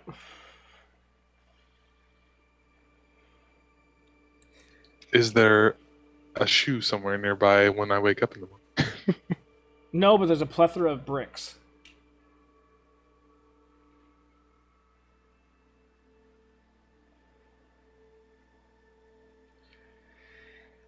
So, for everybody, you guys get your long rests. Even Amric. You forcibly given your long rest. That went so much better than I thought it would. Kaporin, I will make it available, but your loot is now in the dormant phase. Okay.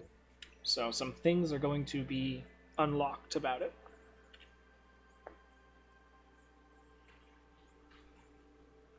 That's not concerning at all. I have set the next story plot in motion. Good job, Emmerich.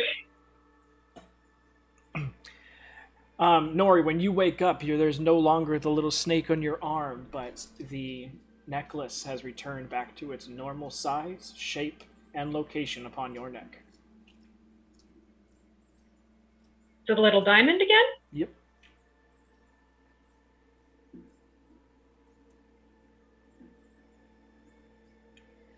And unlike when it was on your arm, it seems to be back to being embedded in your skin. Well, this is interesting. Why do you keep moving? Recording in progress. Recording stopped. Sorry about that. Time to leave the meeting. No, so when you click on more, chat is right next to record. So I don't have the chat box open because my spacebar doesn't work when that's open. So when I go to try to open it, sometimes if I click too early, it starts recording, and I'm like, "No, bitch! Like, why would you put those two things right next to each other?"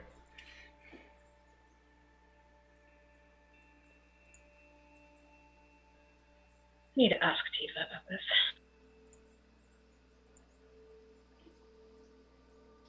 Kind of liked it when it was on your arm better, just for safety's sake. I would have to agree. It feels very vulnerable being right on the neck. I mean, you haven't talked to him in a while. You could try and talk to him. Me talking to him is what made me talk to Xeric. Because I tried, I contacted Xeric. I am truly so afraid to try again.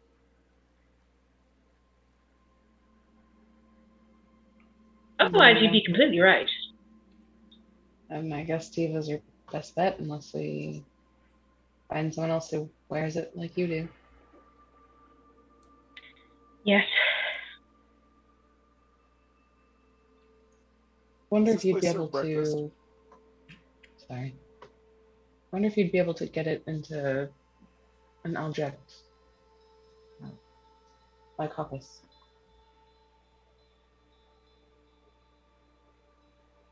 I don't know if I'd want it in objects, but I'd rather, if it's going to be on my person, not my neck, because you hit that, that's a lot of vital things that are necessary to survival. I could handle an arm, but I need my head.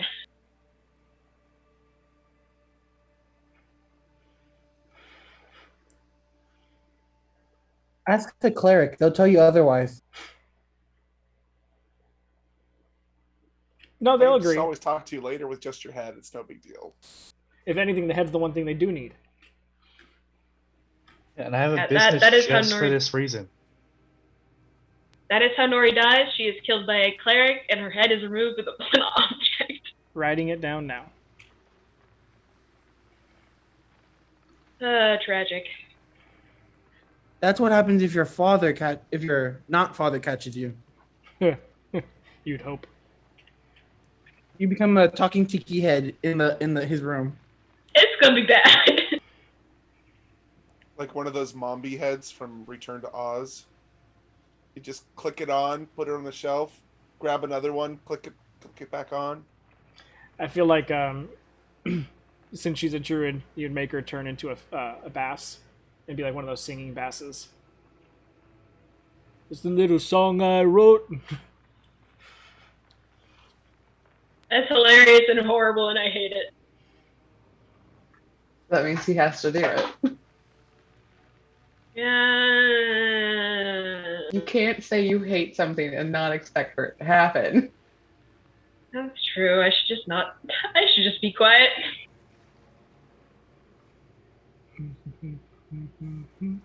That's where we find out where your mother went after. That's horrible.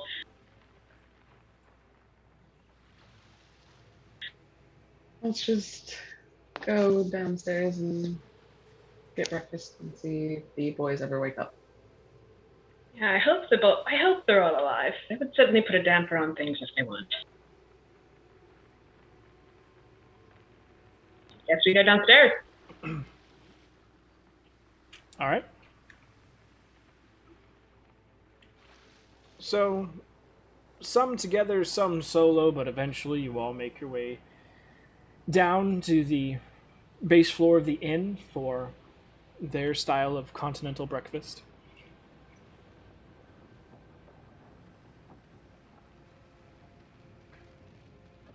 Is it all pork again? No, this time it's all chicken. Rachel will stay outside. I'm gonna go get breakfast with Rachaw. That's so sad. Or he just comes up like, hey, when do we have food somewhere, Rachaw?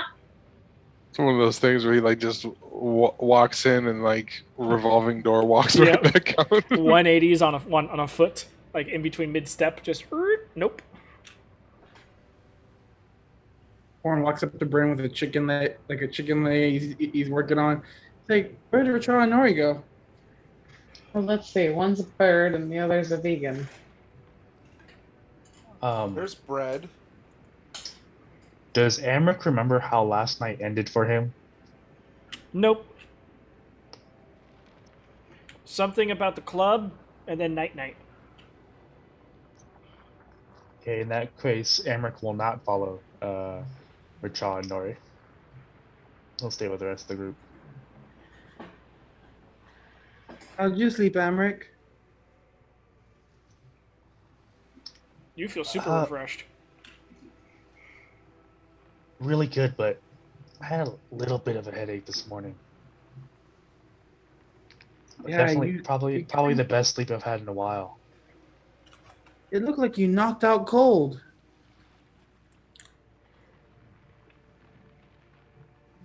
I must have to probably sleep because that well. I don't really remember what happened though. We were coming back from the club. The usual. You came in, you dropped Kaporin, you went to bed. Nothing special.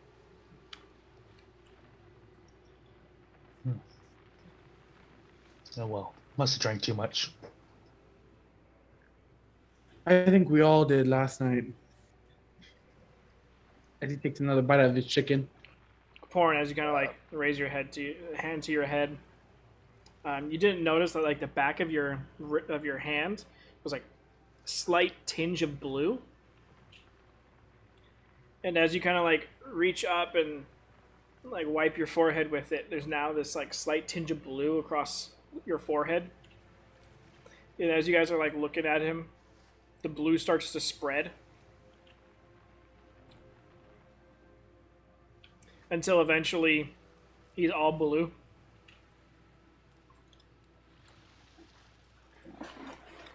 Dabu dee, dabu da, yes.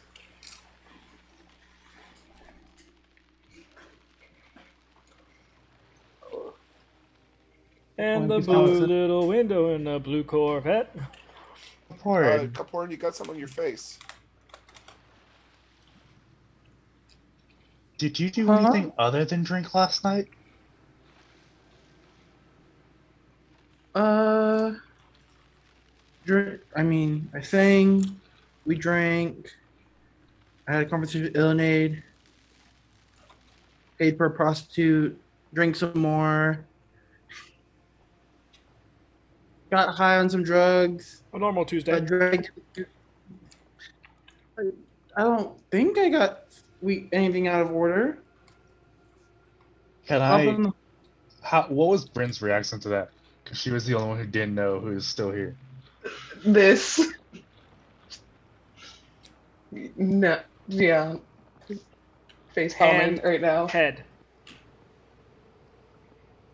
Deep breathing techniques. She's got a headache going on right now that she didn't have like 2 minutes ago. I mean, do you feel like shit, or do you feel fine? I feel all right. I don't feel off at all. All right. I kind of go to like rub it on my rub it off my wrist, you know.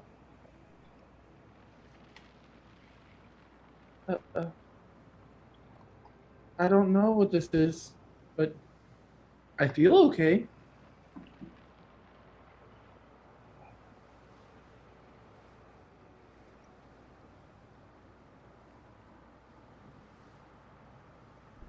I mean, we can all right when she then. gets back. Yeah, let's. Guess it's Kapar, and you're just blue now. Like I didn't stand out enough. Well, that's your own fault. Stranger things have happened. Is that Ganthrop behind me? Nope. Us? No, that's the ghost. We didn't hear it.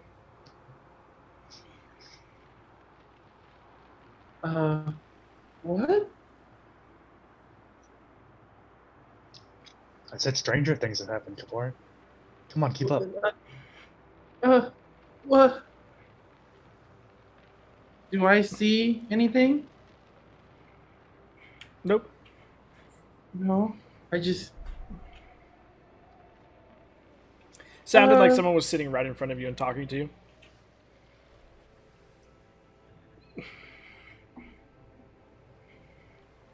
I don't know. Okay. Great, I got a dumb one.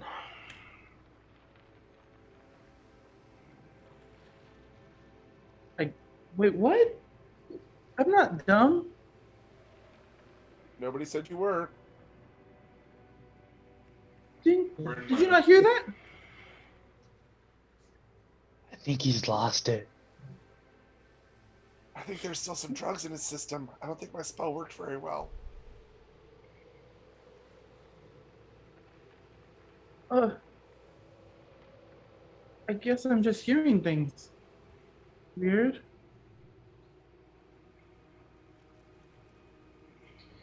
Global check.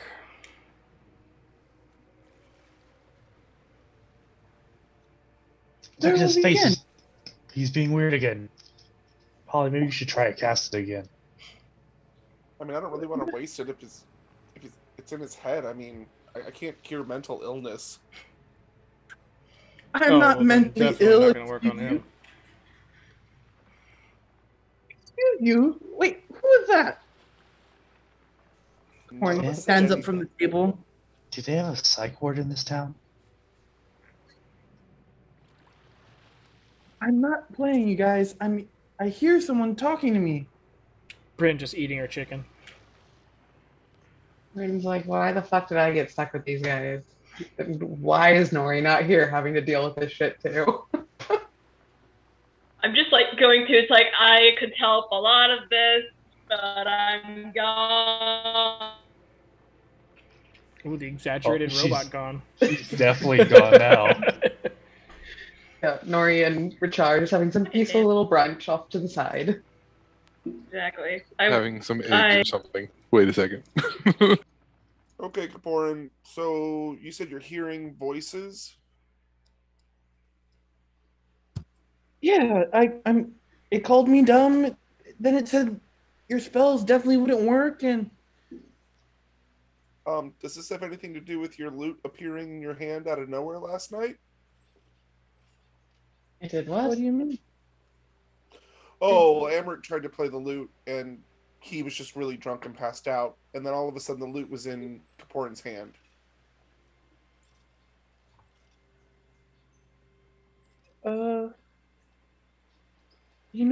Yeah.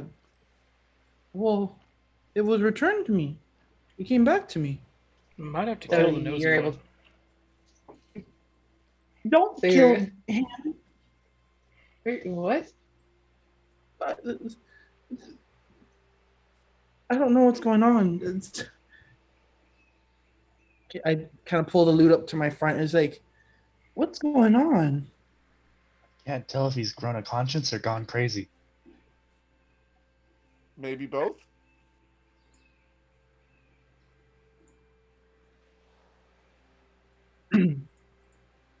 I'm telling you guys, I'm hearing things like, but I don't understand what it's. I've never heard these. Do I recognize the voice? Or can I recognize the voice?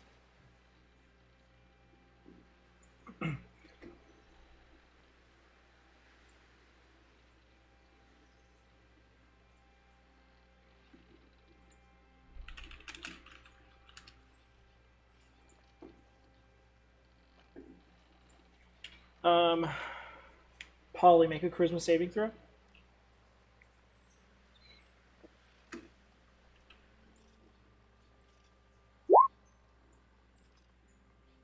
22.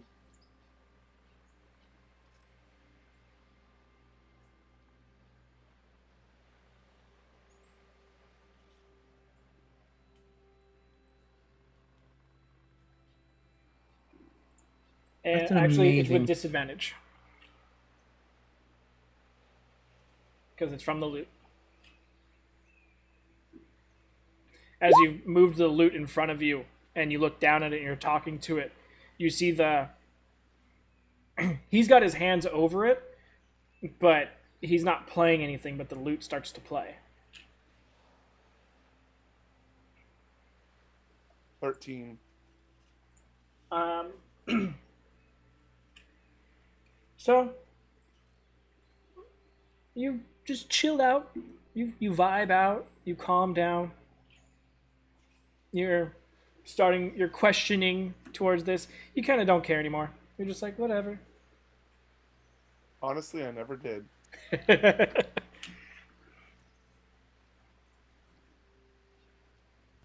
Do I know that a spell was cast on me?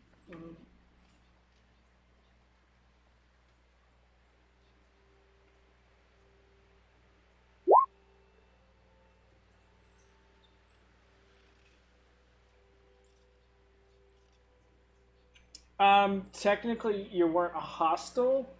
I would say after a minute, you realize something funky happened.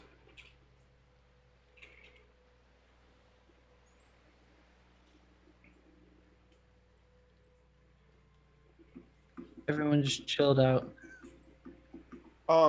Does Kaporin usually bring his instrument to breakfast? Everywhere. I never leave my room without it. Well, next time, please don't cast spells on me at the breakfast table. It's really rude. I didn't cast anything. But you did. I mean, And I will get up and walk out and look for Nori and Racha. Some pretty bad breakfast manners, Kaporin. I don't know what's going on, guys. I didn't do any of that. I didn't even have my hands on the strings. Would any of us have actually noticed that? No, not really. Racha and Nori probably would have, but none of you guys. I'm with everyone with the lowest perception. I think we'll need to go over taking accountability for our actions. Soon, Bryn. Ask for consent. Ghost Nori, I didn't even ask for. Go check on Polly, make sure he's all right. Kaporin, no casting spells without permission. Then he's gonna walk out. I didn't. What is going on, Lute? I mean, did anything weird happen last night? I mean, I know you said you drank and apparently did drugs, but outside of that, Well, I guess something strange did happen last night. and Amric tried to take the loot from me.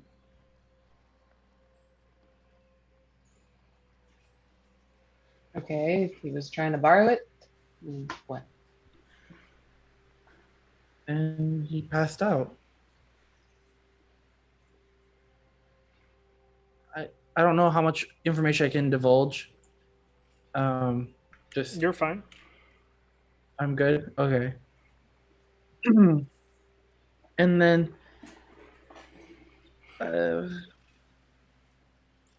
my friend gave me my loot back, and I had a drink with Polly.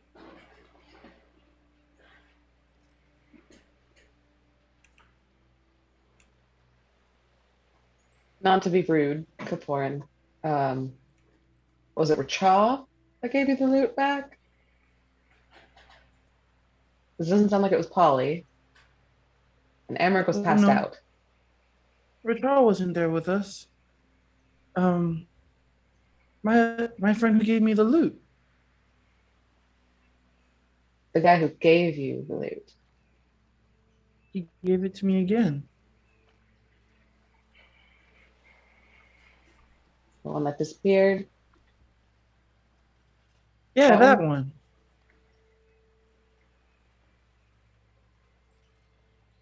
Warren does not seem surprised at this at all. It's like, yeah, this is kind of natural.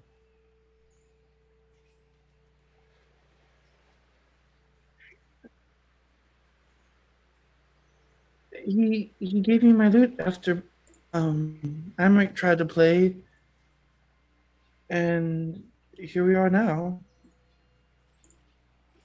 Well, it sounds like Polly was the only other one in the room that was conscious. Was Polly surprised that the friend showed up? No, I just had it in my hands. Polly didn't say anything weird about it.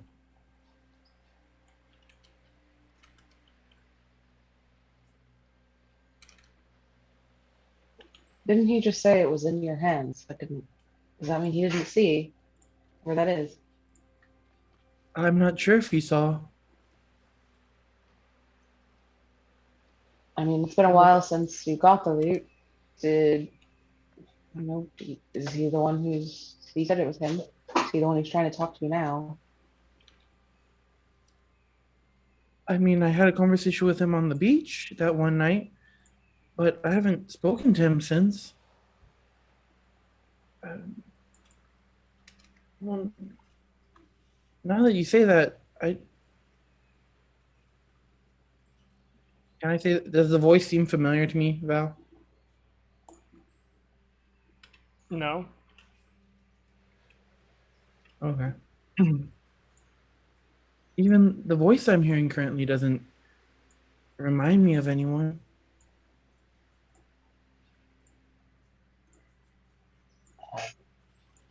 Gotta be honest, this isn't really my wheelhouse. But when Nori had issues with her bracelet, she tried to talk to Trentmere, so maybe you try to talk to this guy without, I don't know, asking the questions you were asking before. I don't know. I mean, I can try. I've never experienced any problems with the loot up until now. I mean, if he's reaching out to you, you might be able to reach back out to him.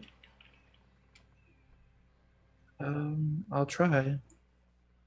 But I think I should head back to my room for now. I don't want to affect anyone else, right? That, and yeah, you might look a little cuckoo. But yeah, it is what it is. Well, I think even all the other patrons in the downstairs right now don't realize what's going on. I'll head back upstairs without saying another word to Bryn. Brain's gonna follow behind him and not go in the room, but just I'll let him have his time. But I'm like, I don't trust him alone right now.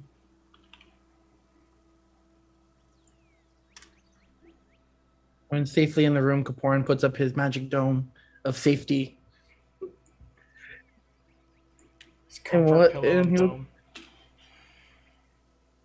It evolves from tiny hut to dome of safety.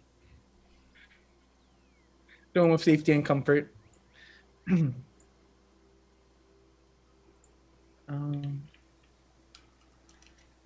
don't know what's going on, but can you hear me? Kind of holding the loot in his lap.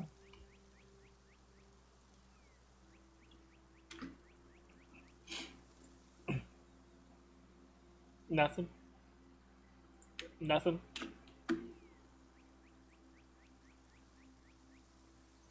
You were so chatty at breakfast, and now nothing. I don't even know if it was you. Is there some sign you can give me? Squeaky toy in the background. When did you get in here? You kind of wait after asking that question for like a minute and a half, no response. I go, I'll go to strum it. Like I'm gonna play. Just no song in particular, just playing. Seeing if I can do anything to that.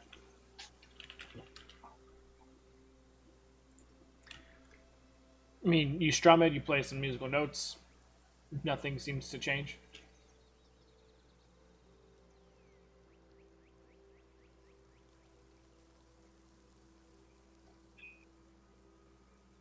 Don't me I got another Trenty piece now. I already had enough of that guy.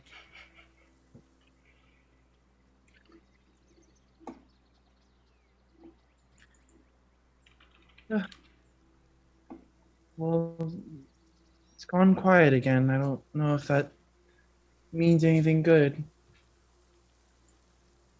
Or will kind of stand up out of his dome. It's like, Bryn, you're out there, aren't you? Yeah, I didn't trust you alone with it. Sorry. I wouldn't trust me either.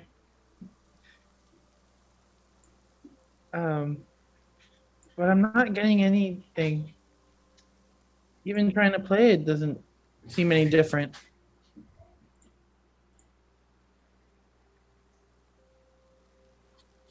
As he walks out of the room.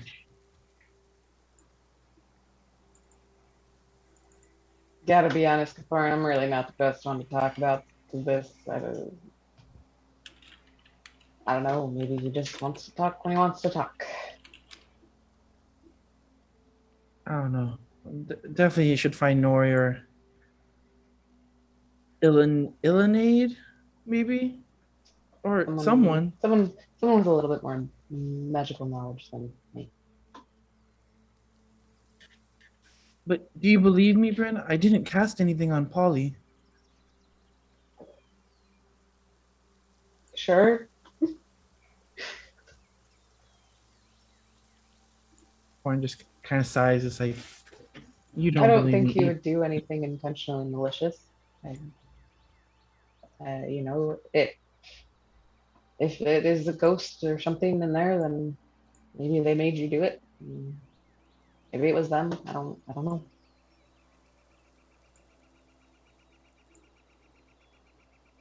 I think we better find the others. Yeah, that's probably good.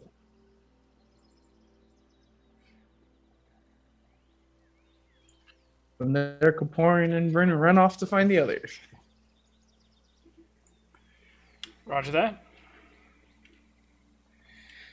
Richa, Nori? Having a pleasant breakfast, I guess. Hi, Nori. Hello, Richard. How was your evening? Or he just kind of hesitates for a second. It's like, don't really want to talk about it. Was a lot, but it was okay. What about yours? You had a whole party, crazy, insane thing. How did that go? Oh, just oodles of fun. Oh, really? What did you end up doing? Drugs? Yeah, Were you at least safe about it? Not me. Everyone. So you weren't safe, but everyone else was? Wait, what was that? You weren't safe, but everyone else was? Question mark. Everyone drugs. Oh, everyone did drugs except you.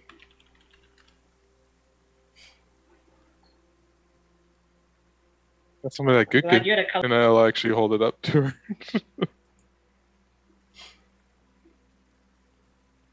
Well, damn. Why did you buy drugs if you didn't do it? Experiments. I mean, more power to you. Just don't blow any. It was one time. No, I just have to cover my bases.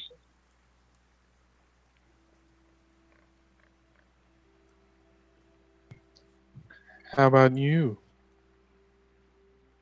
Well, I got tricked into speaking with my father, but it was good. It was very awkward, but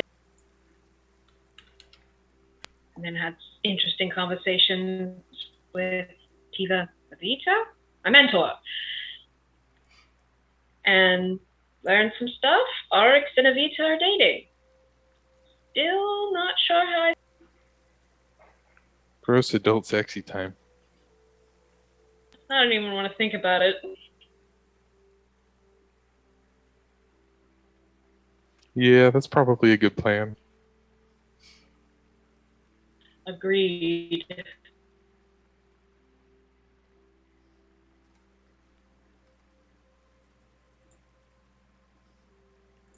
You'll be getting some fish tonight. And what do you mean by that?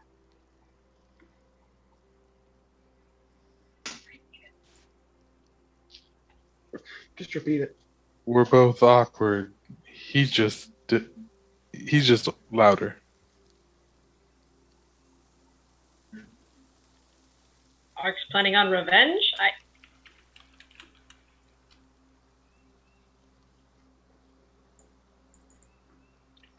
Drugs, probably.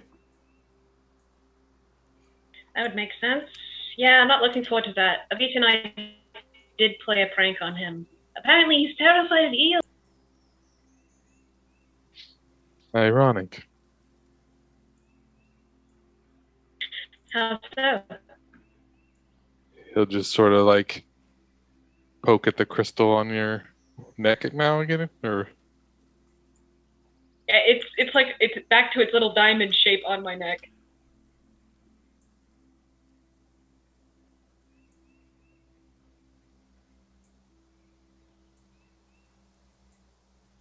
Little precarious.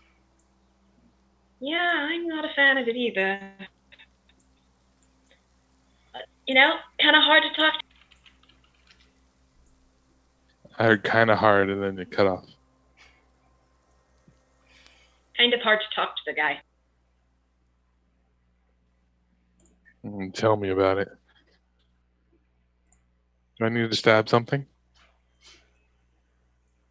No more stabbing.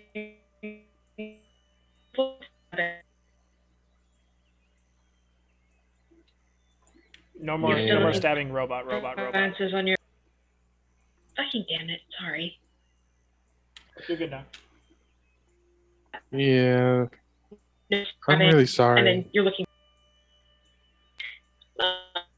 me, you should be sorry too. It was Bryn. You...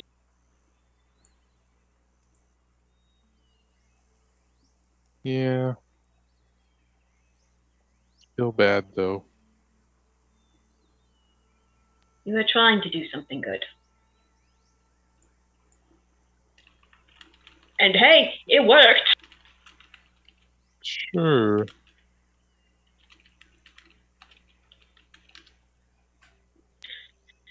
It did. It didn't work in a great way, but it worked nonetheless. If I bring up the problem that I have with the tattoos and stuff with people who already know about it, is it become an issue or no? Would I get that sense? You mean like split them open and have their heart burst issue? If so, Nori already knows she was there when the contract was made, and we know that there's a problem if we talk about it. But if I talk about it with Nori, is that a problem? You would need to make sure that you are completely alone, so no one could even absent-mindedly overhear you. Gotcha.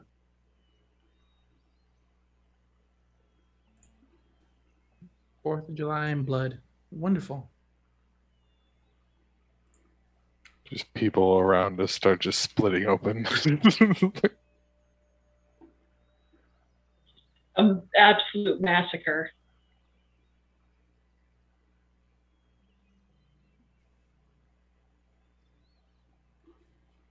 He's a good egg. Yes, she is a good egg.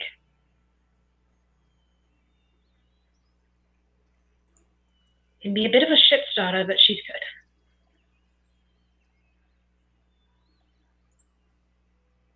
good. More power to him. Why do you ask? Arx, a good egg.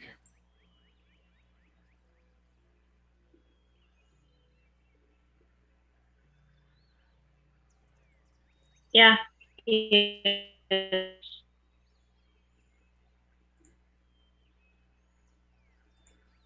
I heard, yeah, he is, and then it was very rubby.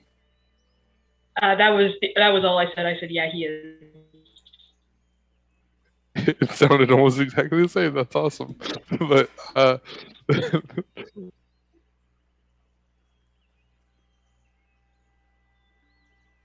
2 + 2, I figure water.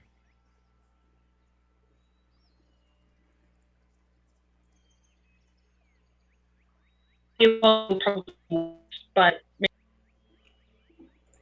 You are embracing the robot today. I know it's not your fault.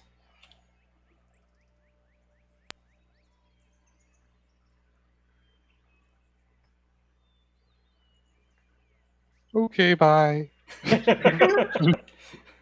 And Val said we didn't have Warforged in this universe. Never said that. Just imagine she turns into the mouse and runs away because I'm making it super awkward.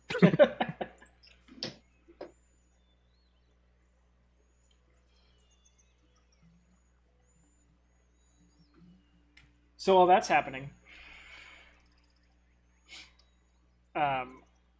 we have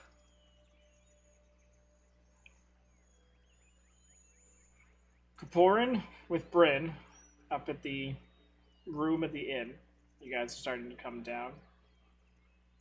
Amric, Polly, where are you guys? I kind of took off, and I said that I was going to go find Nori and Racha, and instead I'm heading to the tavern. Okay. Hopefully Ganthrok's there. I went out to follow Polly. I don't know if I did it fast enough though, because I stayed for a minute. So my legs are pretty short.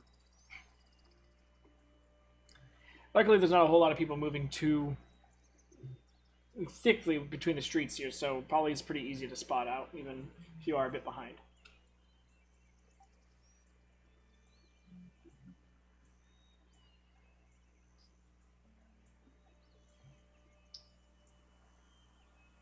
So yeah, you catch up to him. You going just with him to the tavern? Yeah. Okay. Usually, Ganthrok would be here if he was around, but he currently is not.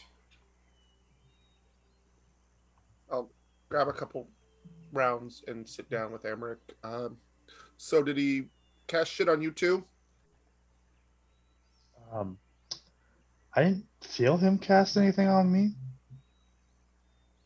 but again, there's a large portion of last night that I don't remember. And while I'm saying this, I'll put like 5 gold on the table so we can just keep drinking. Okay. How is sound? Fine. Yes, no. Okay. Less clear, but hopefully not robotic. So far, so good. Sounds good. We've transitioned to Amric and Polly while you left. So As far as this morning, no, I don't believe he cast anything on me. I mean, nothing really happened last night, except that like what I said earlier, you guys came in, you dropped him on the floor. Sadly, he was still conscious. You picked up his loot. You strummed it once. You passed out. All of a sudden, the loot was in his hand, and we drank for a bit, and then he passed out, and then I went to bed.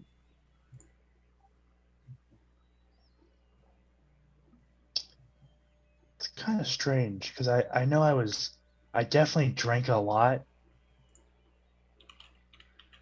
but I don't know if I drank that much because I can drink a lot.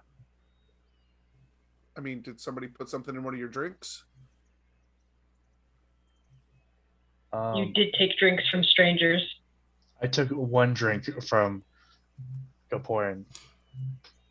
That was my first drink. I think if anything would have happened. Who knows? I mean, I guess it's always possible, but I didn't feel extra weird last night. Just felt like drunk. I mean, I don't know. Honestly, I really don't. I mean, I wasn't really with you guys for the last bit of that. I got kind of pulled out of there.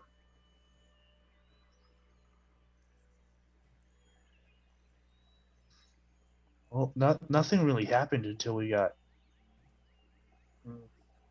I guess we'd have to ask for Cha, but I think we left the tavern and we kind of just walked around for a bit. I think I remember a dog being there for a little bit.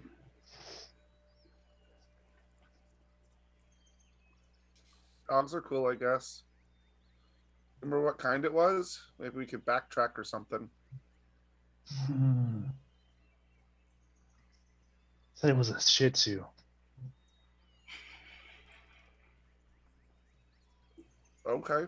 Well, either way, I mean, did you want to figure out what happened? Or, I mean, it doesn't sound like much happened after you left, but I mean, except for the dog thing. We can, but this Kaporin thing's got me a little worried. I think he's getting unstable. I mean, he almost left me behind back in Seattle, and then And then now he's casting spells on you? For Oh, and no don't reason? forget the talking to himself. And the talking to himself. That was really weird.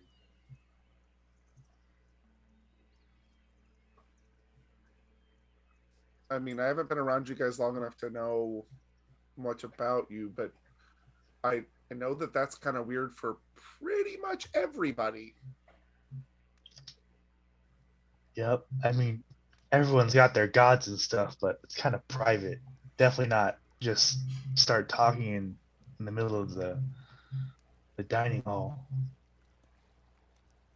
Yeah, we may have to consult Nori or even someone higher up, I guess. I don't know. I mean, maybe it'll just go away.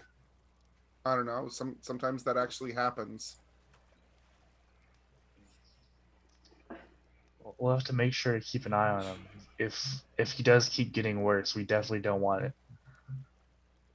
him hurting anyone. Well, yeah, I don't want that to happen in the middle of a fight. I mean, shit. If he loses it in the middle of a fight, we're screwed.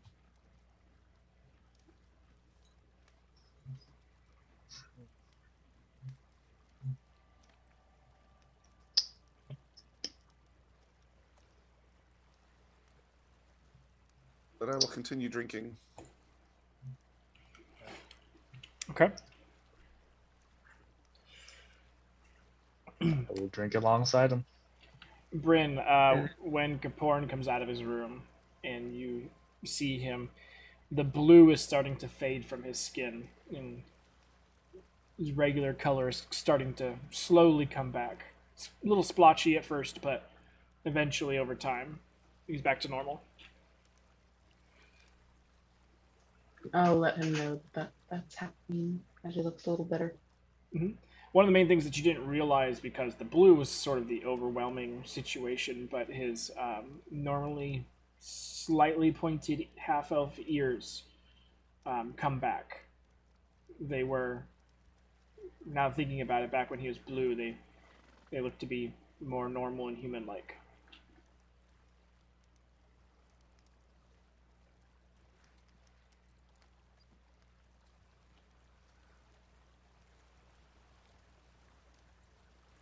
My ears changed?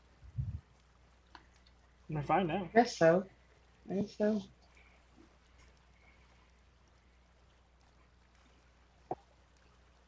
Horns like feeling his ears like, huh?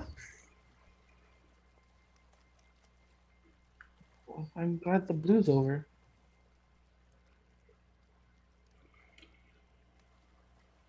Definitely a way to make you stand out in the crowd.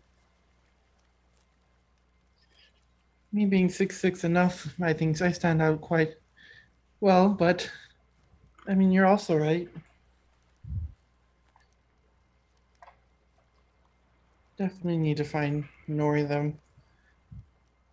I don't know how to explain all this. Yeah. Well, you got some time to think. We don't know where they are yet. Speaking of, back to the conversation. Audio quality might be worse, but hopefully I don't turn into a robot again. One can only hope. Yep.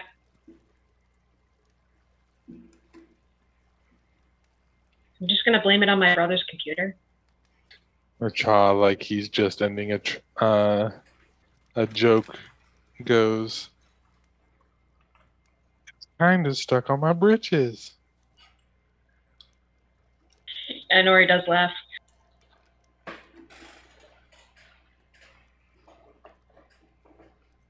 Do I have to call you Dad now? I certainly hope not.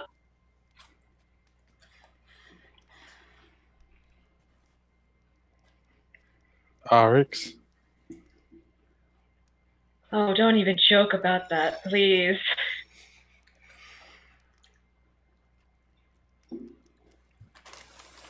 He puts his hands up. He's like, all right. Thank you. I have enough going on. I don't need to worry about a brother father. Ugh. I'll remember this. Shit! but Mistakes! but Mistakes were made! he's like, quite. You know, I really need to stop giving you weird words. But it's fun. For you, but I'm gonna pay the price later. Knowledge is power. And power corrupts. Kenku need. Say it again? Kenku need. You need words. Yeah, that's true. More words. All the words. More knowledge. More knowledge, more words. Say everything.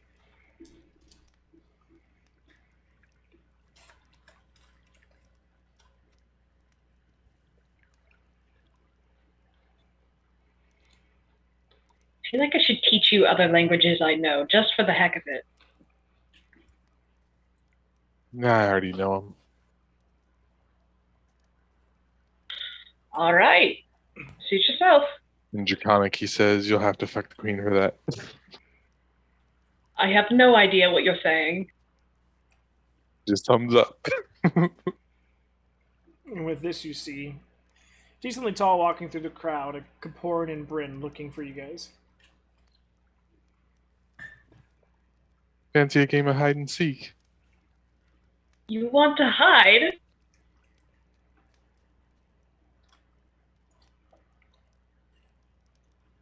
Are you rolling stealth? I trip over myself as I get up.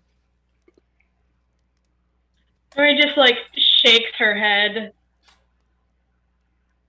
We'll stand up and wave down Bryn and Kaparin. Warren spots the little bird trying to run away. He sort of just like ducked under the table, so he's just sitting there under the table.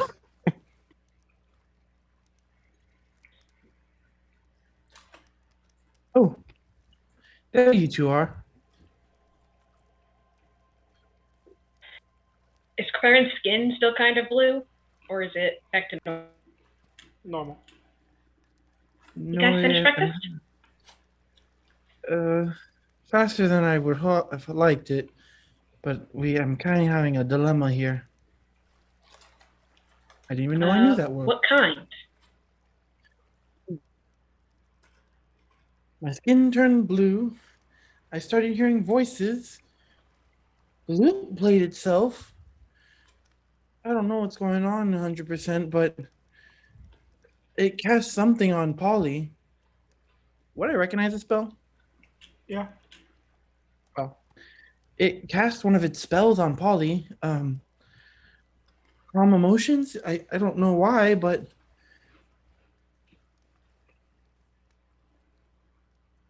Don't forget to mark those charges off from the loot.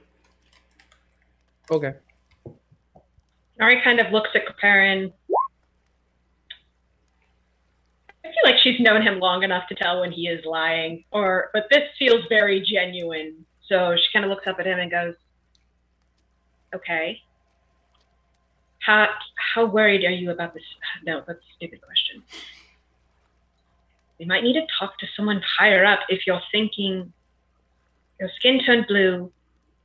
It cast a spell on one of our other group members without you commanding it. Yeah, we were just eating breakfast. Polly, I heard something about have to get rid of the nosy one. And then the next thing it was speaking to you. I'm not sure if it was the loot or something else, but I was just hearing voices in my head. That's probably the loot. You got it from a ghost, right?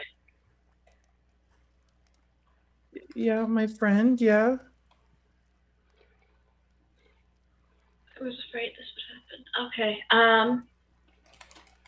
I mean, this is the first time anything like this has happened. I'm just thinking back to my experiences, and she gestures to her neck, which is now Transmuter's chilling there. So that's fun.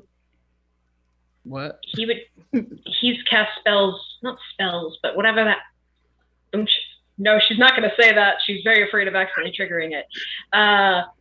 The magic explosion thing. I don't know how to.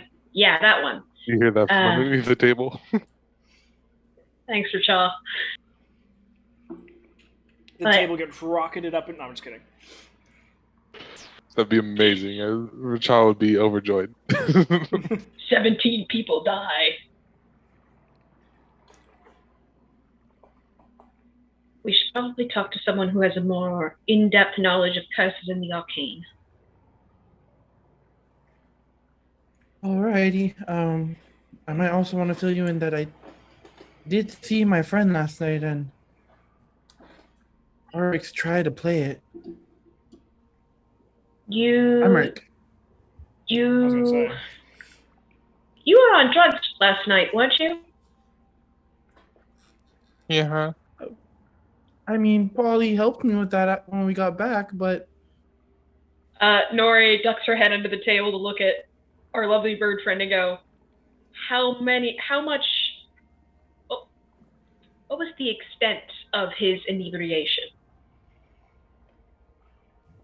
Rachel collapses onto the ground and goes boneless. You see, with objects that I suspect this one is likely sentient, especially if it contains something sentient. You were on drugs, altered state of mind. Makes it easier for you to get controlled, for lack of a better term. Not necessarily controlled, but influenced. Again, I don't know everything. I'm not sure too, but I don't really want to let anyone else touch it. Why not? It would be more helpful in someone else's hands. Someone could cast Identify. It could solve a lot of problems. I don't think it's safe. Why?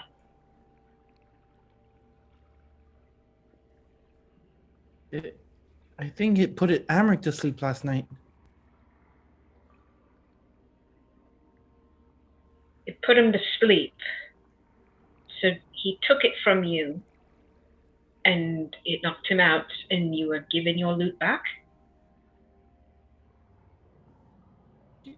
Exactly. I'm not the right woman for the job. I work with nature. This is a whole other ballpark. But we know strong people, smart people, who could probably help. You're honestly, maybe one of our higher up friends can help us with this, but I don't know. I stopped hearing the voices. I'm no longer blue. My ears have returned. Your ears changed. It wasn't just your skin. They kind of dulled out for a moment there. I'm glad to have my points back. Because if it was just your skin, I know there are curses that can change skin color, but the ears changing is a little bit more concerning. I don't want to die. No, just like gently pat the it's like, you're not going to die. We're going to do our best to stop that. Okay. You're going to be okay. Rachel now has that line too. Nori like looks around and looks at Bryn and just gives her the most confused look.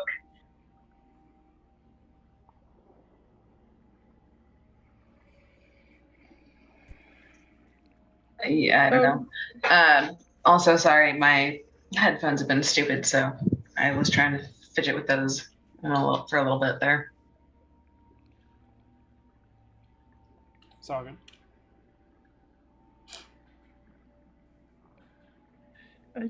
So, I don't know what to...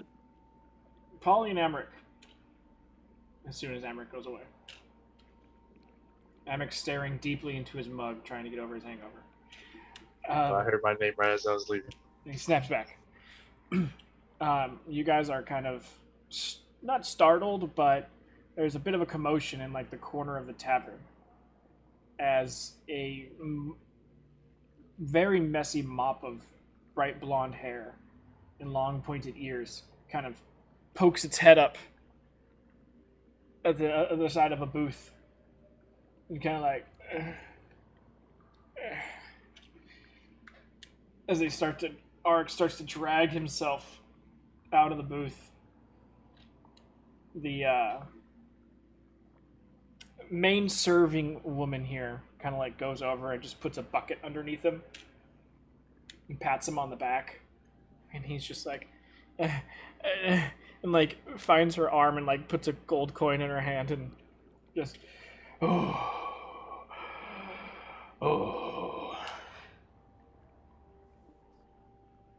Kind of roll my eyes towards Amric and then get up and go over. Kind of check him out and see if he's okay. Hey man, are you all right? You look a little rough there this morning. He's not saying anything, but he's giving you like hand motions. At first, he gives you a thumbs up, and then an okay, and then a eh. Go ahead and pat him on the back and cast Lesser Restoration on him.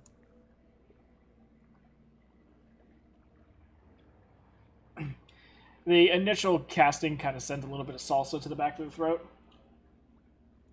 Just let it all out, man. Just let it all out.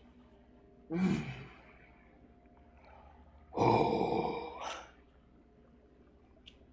Good. Is he still leaning over the bucket? Yeah. I'll give him a nice pop on the back on his back just in case there's something back there that needs a little shaking up. That'll clear the nostrils out. So, you think you can sit up and talk? And he kind of like leans back against the booth and like pulls the bucket further into his chest just in case. Kind of looking at you guys with like one eye completely open, the other one's like struggling. Yeah. And he like blinks and starts to rub the crust out of the corners of the eyes and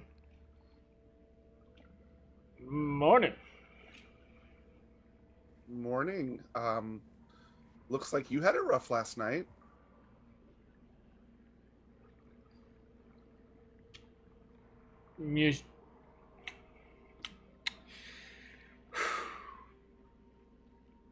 Should have seen the other guy. Yeah. Did you kick his butt? Mm-hmm. Yeah. Did you do it without magic, or did you kick his butt with magic? A little bit of this, a little bit of that. Did you leave him alive? I don't know. Okay. I mean, I don't see any blood on you, so okay, should we work on, I don't know, getting you home, getting in bed, nice little fluffy sheets and stuff? No. No? Okay. How about, get some food in that stomach of yours? No. Okay. Let me Whiskey. go. Yeah, you know what? I got one even better. Get you some vodka. I'll be right back. And I'll go up to the I'll go up to the counter and get a glass of water. And bring it back. Okay. He drinks it. Looks at the cup. See, already feeling better. Chucks the cup.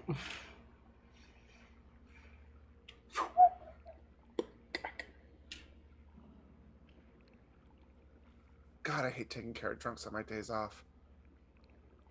Go home. Fluffy sheets. Oh yeah, I already did that one. Don't worry, they were great. You should try it sometime. Um, I mean, you can hang out with us if you want to. And looks to you. Looks to Amric. No. Okay. Woo party! Yeah, it was great. It was a lot of fun. It's just, it's a little. It's morning time. It is morning already. The sun's out even. Sun's out, guns out.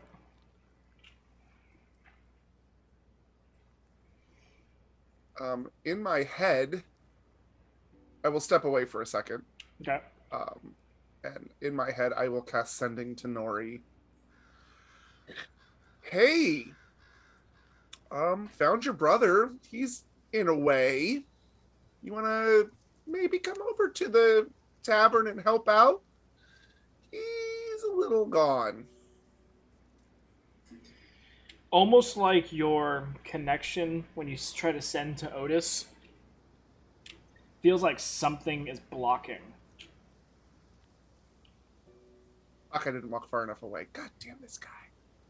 No, Valek's the one that has the anti-magic aura around him.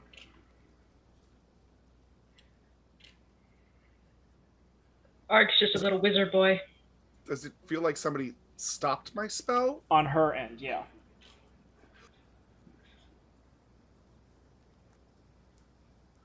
Okay, that makes sense because we were kind of... No, we weren't talking about it, but okay. I will try again. Hey, Bryn, sorry. Can't get a hold of Nori. Her brother's at the tavern. He's shit-faced. And a wreck. Can you send Nori over? Yeah, we'll come over there in a little bit. I'll let him know. I'll let her know. And I'll walk back to Arix and, rub his back, make sure he's fine. Keep him company for a little bit. Motion Amric to come over if he wants to. I'm already over there.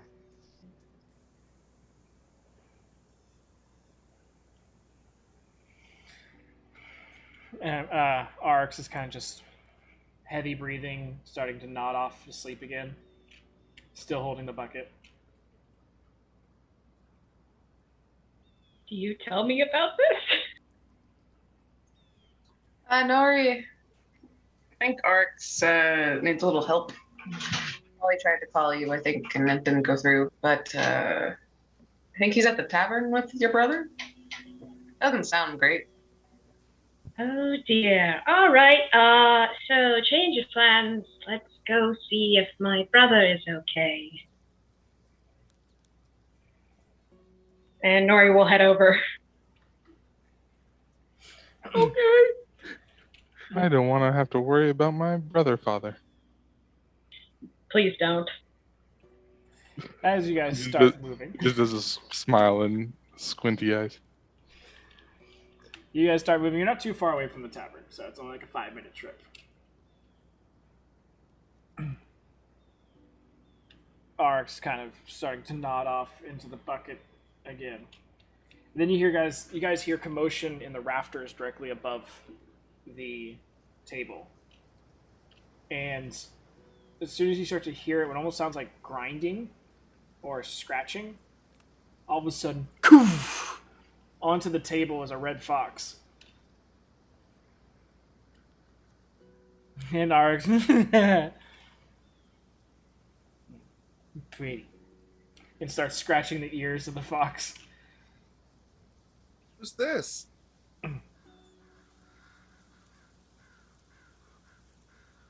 Is this your friend? Girlfriend. Your girlfriend, okay. Mm-hmm. She's real pretty. I'm sexy. Yeah. Weird. Paul has absolutely no idea what he's fucking talking about. Wakey, wakey. Is it asleep? Did it like fall and pass out?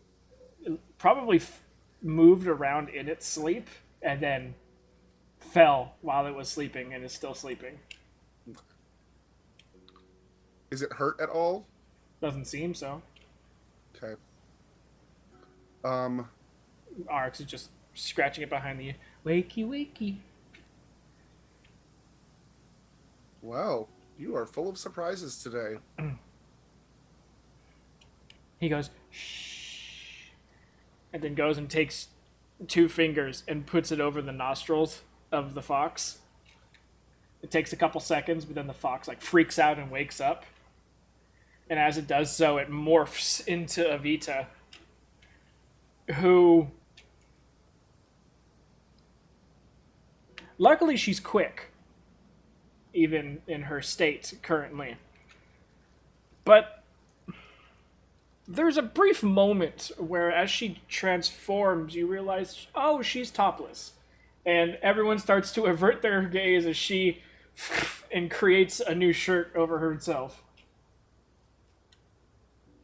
Honestly, I'm not surprised right now. Arx is just like... Avita is like sitting up on the table facing the wall.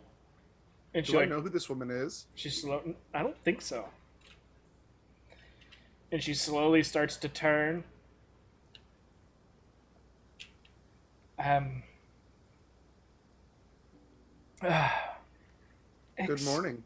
Good morning. Ooh. Long one. Excuse us. Sorry for interrupting. Please tell me I come in now. I don't want to miss this. Not yet. It is quite all right. Would you like some breakfast or some water or anything? I was just helping my friend here, kind of sober up maybe a little bit. I'm just gonna get him home. Okay. On Arx. His sister's on the way, I think. Maybe. Oh, shit. I didn't know who to call. And that's quite alright. Come on, Arx. Nori's coming. Y'all better tell me this. I'm holding it against them. Do we know her? Arx gets stood up by her, is. and she pushes him, like puts her foot behind his feet, pushes him so he starts to fall backwards. But then she transforms into a giant eagle, catches him between her wings, and just 180s and takes off out the doorway. So she turned into a giant eagle in the middle of a tavern? Yeah. Do I see a giant eagle ascend into the sky? Yes, you do.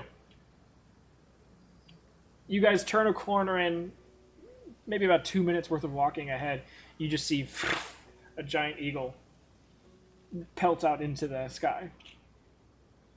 I will be right back. Okay. What bird should I turn into? Should I also turn... I don't want to turn into a giant eagle, because that's so big, but it's the fastest I could turn into. This is a split-second decision for Nori. I'm just indecisive. I think we'll just turn into a falcon and just keep an eye on where she's going and follow that. Okay.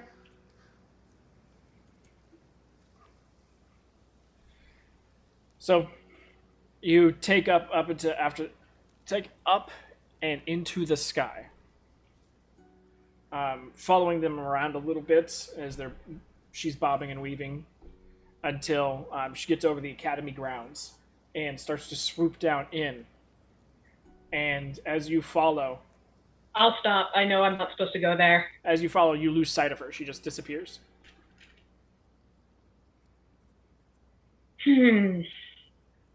I suspect they were hiding something from me.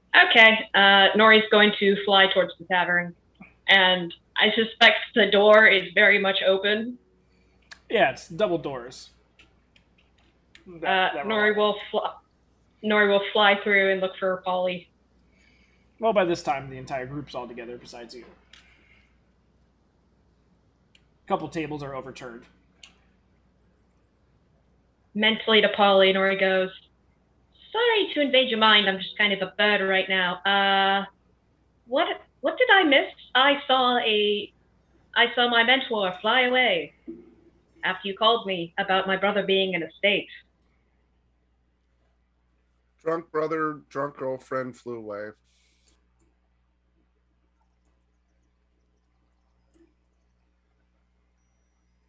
I shouldn't be surprised, honestly. You shouldn't, actually. How drunk are we talking about? I gave him a glass of water and he thought it was vodka.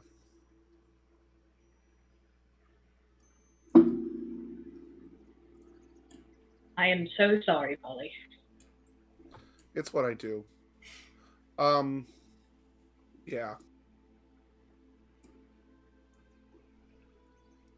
He's not wrong. All right.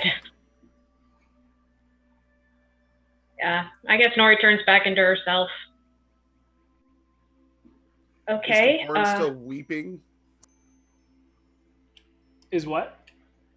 Is Kaporin still weeping? Kaporin is still complaining that he might die, so he's still kind of weeping. More of the shuddering breath. What's wrong, Kaporin? Yeah. Did your imaginary friend make... what did he say something mean to you? Actually, we think it might be a curse. I've known Kaparin for a while now, and imaginary... Kaparin, you are a very interesting... Friends isn't one of his things. I mean, he has a imaginary friend named Belladonna, right? No. Now he's crying. That is... Emmerich has emotionally unstable to the checklist. Mentally to Polly's like, that was his familiar. Long story, he died and she gave up. So she's very much real. And he's very sad. I'm sorry, I wasn't trying to be insensitive. I was just trying to be insensitive. Kaporin has removed himself and is now crying in a corner. With a bucket that you randomly found on the floor.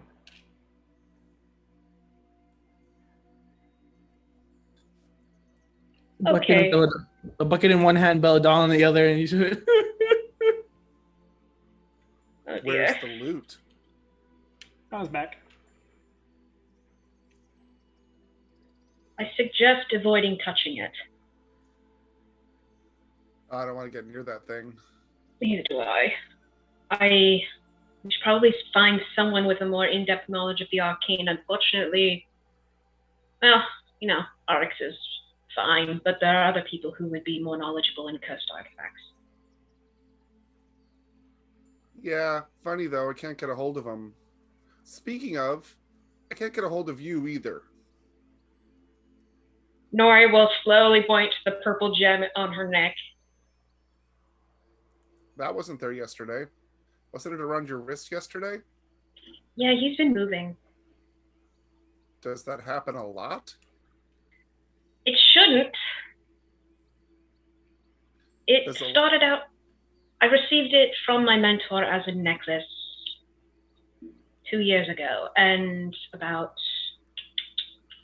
beginning of the cold season, when it started developing magic, or magic that was dormant for a long time, and it went from a necklace to a choker to essentially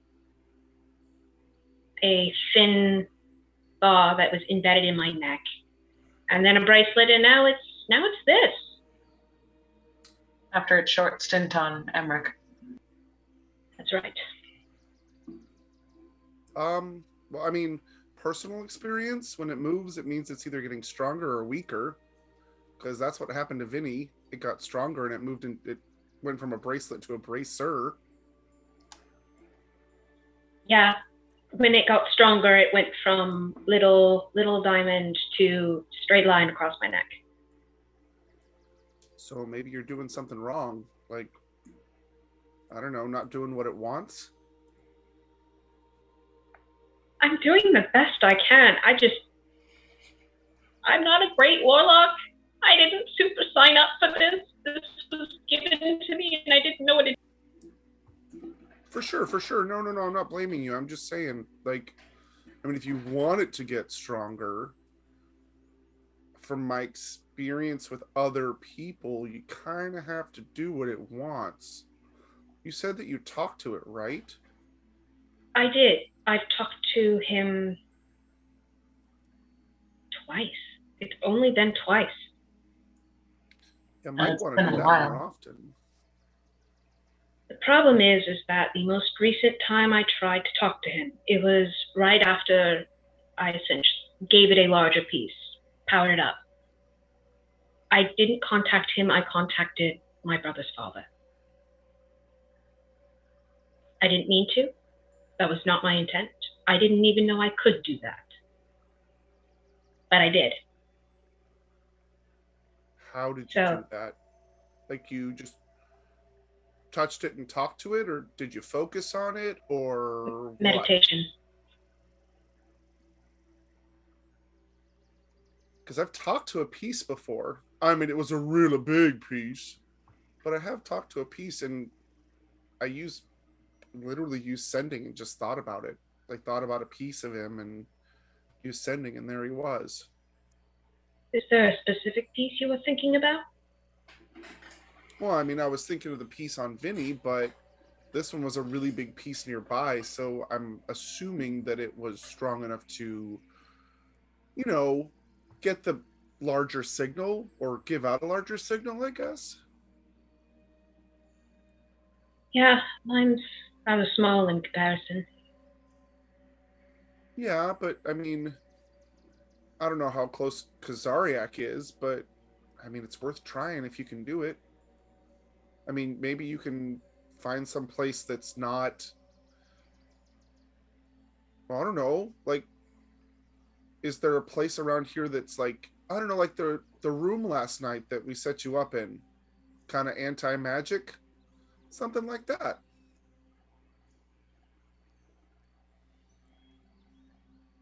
That could be useful. I'll need to talk to Alita about it. She was the last owner of this piece.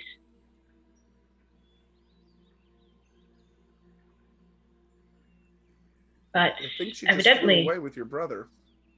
Yep. After getting wasted.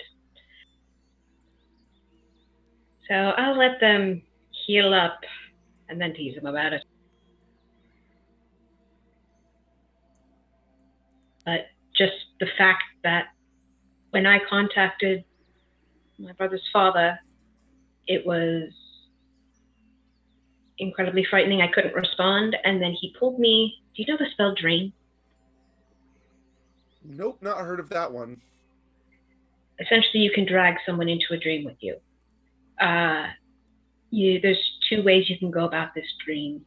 You can talk with the person, or you can give them a nightmare. He decided to talk. But you can use another person as a messenger. He used my mother, Oryx's mother, our mother. And it ended poorly for her. So I'm scared if I call him, he uses that spell again on me, and I won't be able to recover from that. Oh, yeah. No, I don't want that to happen either. But like I said, we could get you like a, I don't know, warding spell or something, like something that'll just put you in a little bubble. And Yelena's the one that has that. I mean, she helped out with that, so maybe we could contact her and, I don't know, maybe have her set a spot up for you. I mean, while we're here.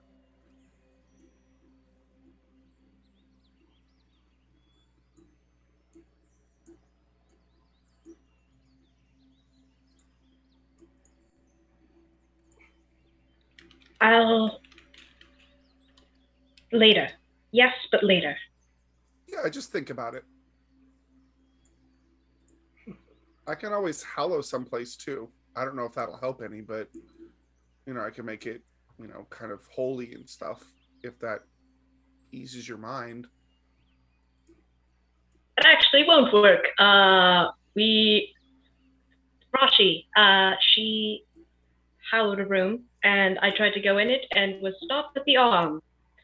So you can't go in. Hello. Okay. Well then.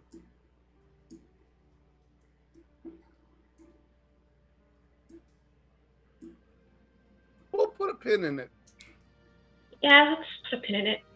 What else do we have on the docket for today?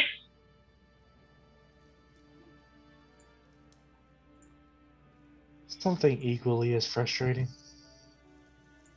And that is... He thumbs over to Kaporin.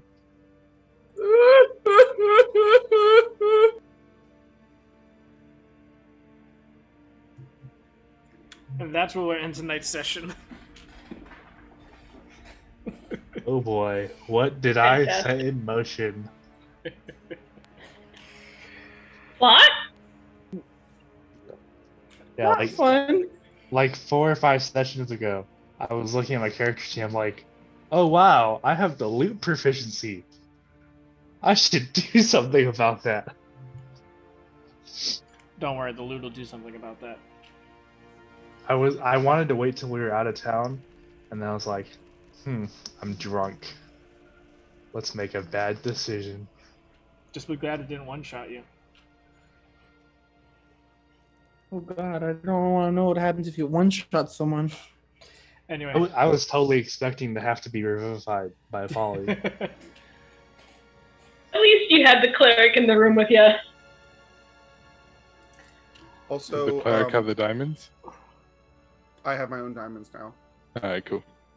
But my hallow spell can exclude one of the excludable races. So I can exclude whatever Trentamir is, so you can come in if you want to. But I have to know ahead of time. Right. Yeah, I believe it's 24 hours of casting. And it takes a lot of money. Yep. But definitely something that we can come back to. So, guys, any questions? What the hell's happening to Kaporin? Not good things. I have been plotting how to get rid of Kaporin forever, and I did it by accident. Wow, that's mean. I'm turning blue, losing my ears.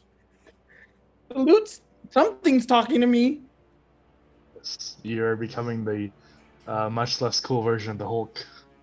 I just like Hulk's get a furious text from Pawn. How dare you! You make me change my design again! These things happen. Alrighty, guys. Well, if you have any questions, feel free to message me, and I'll get back to you as soon as I can. If I don't talk to you all before then, you guys have a great week, and we will meet back here on Thursday. Are we changing from Thursday to Friday? No update on that yet. If there is an update, we will stick with the regular schedule. Alrighty, y'all. Have a good one. Bye. Thank you all for those who stayed with Are us. you just gonna drop the updated version, or You gotta have to get it identified to end up knowing all about it. All right. Sorry. Wonderful. I'm gonna wonderfully see how the next person passes out. Okay. Bye. And again, thank you all for those who stay with us. You guys have a great night. Stay safe, and we'll see you next time.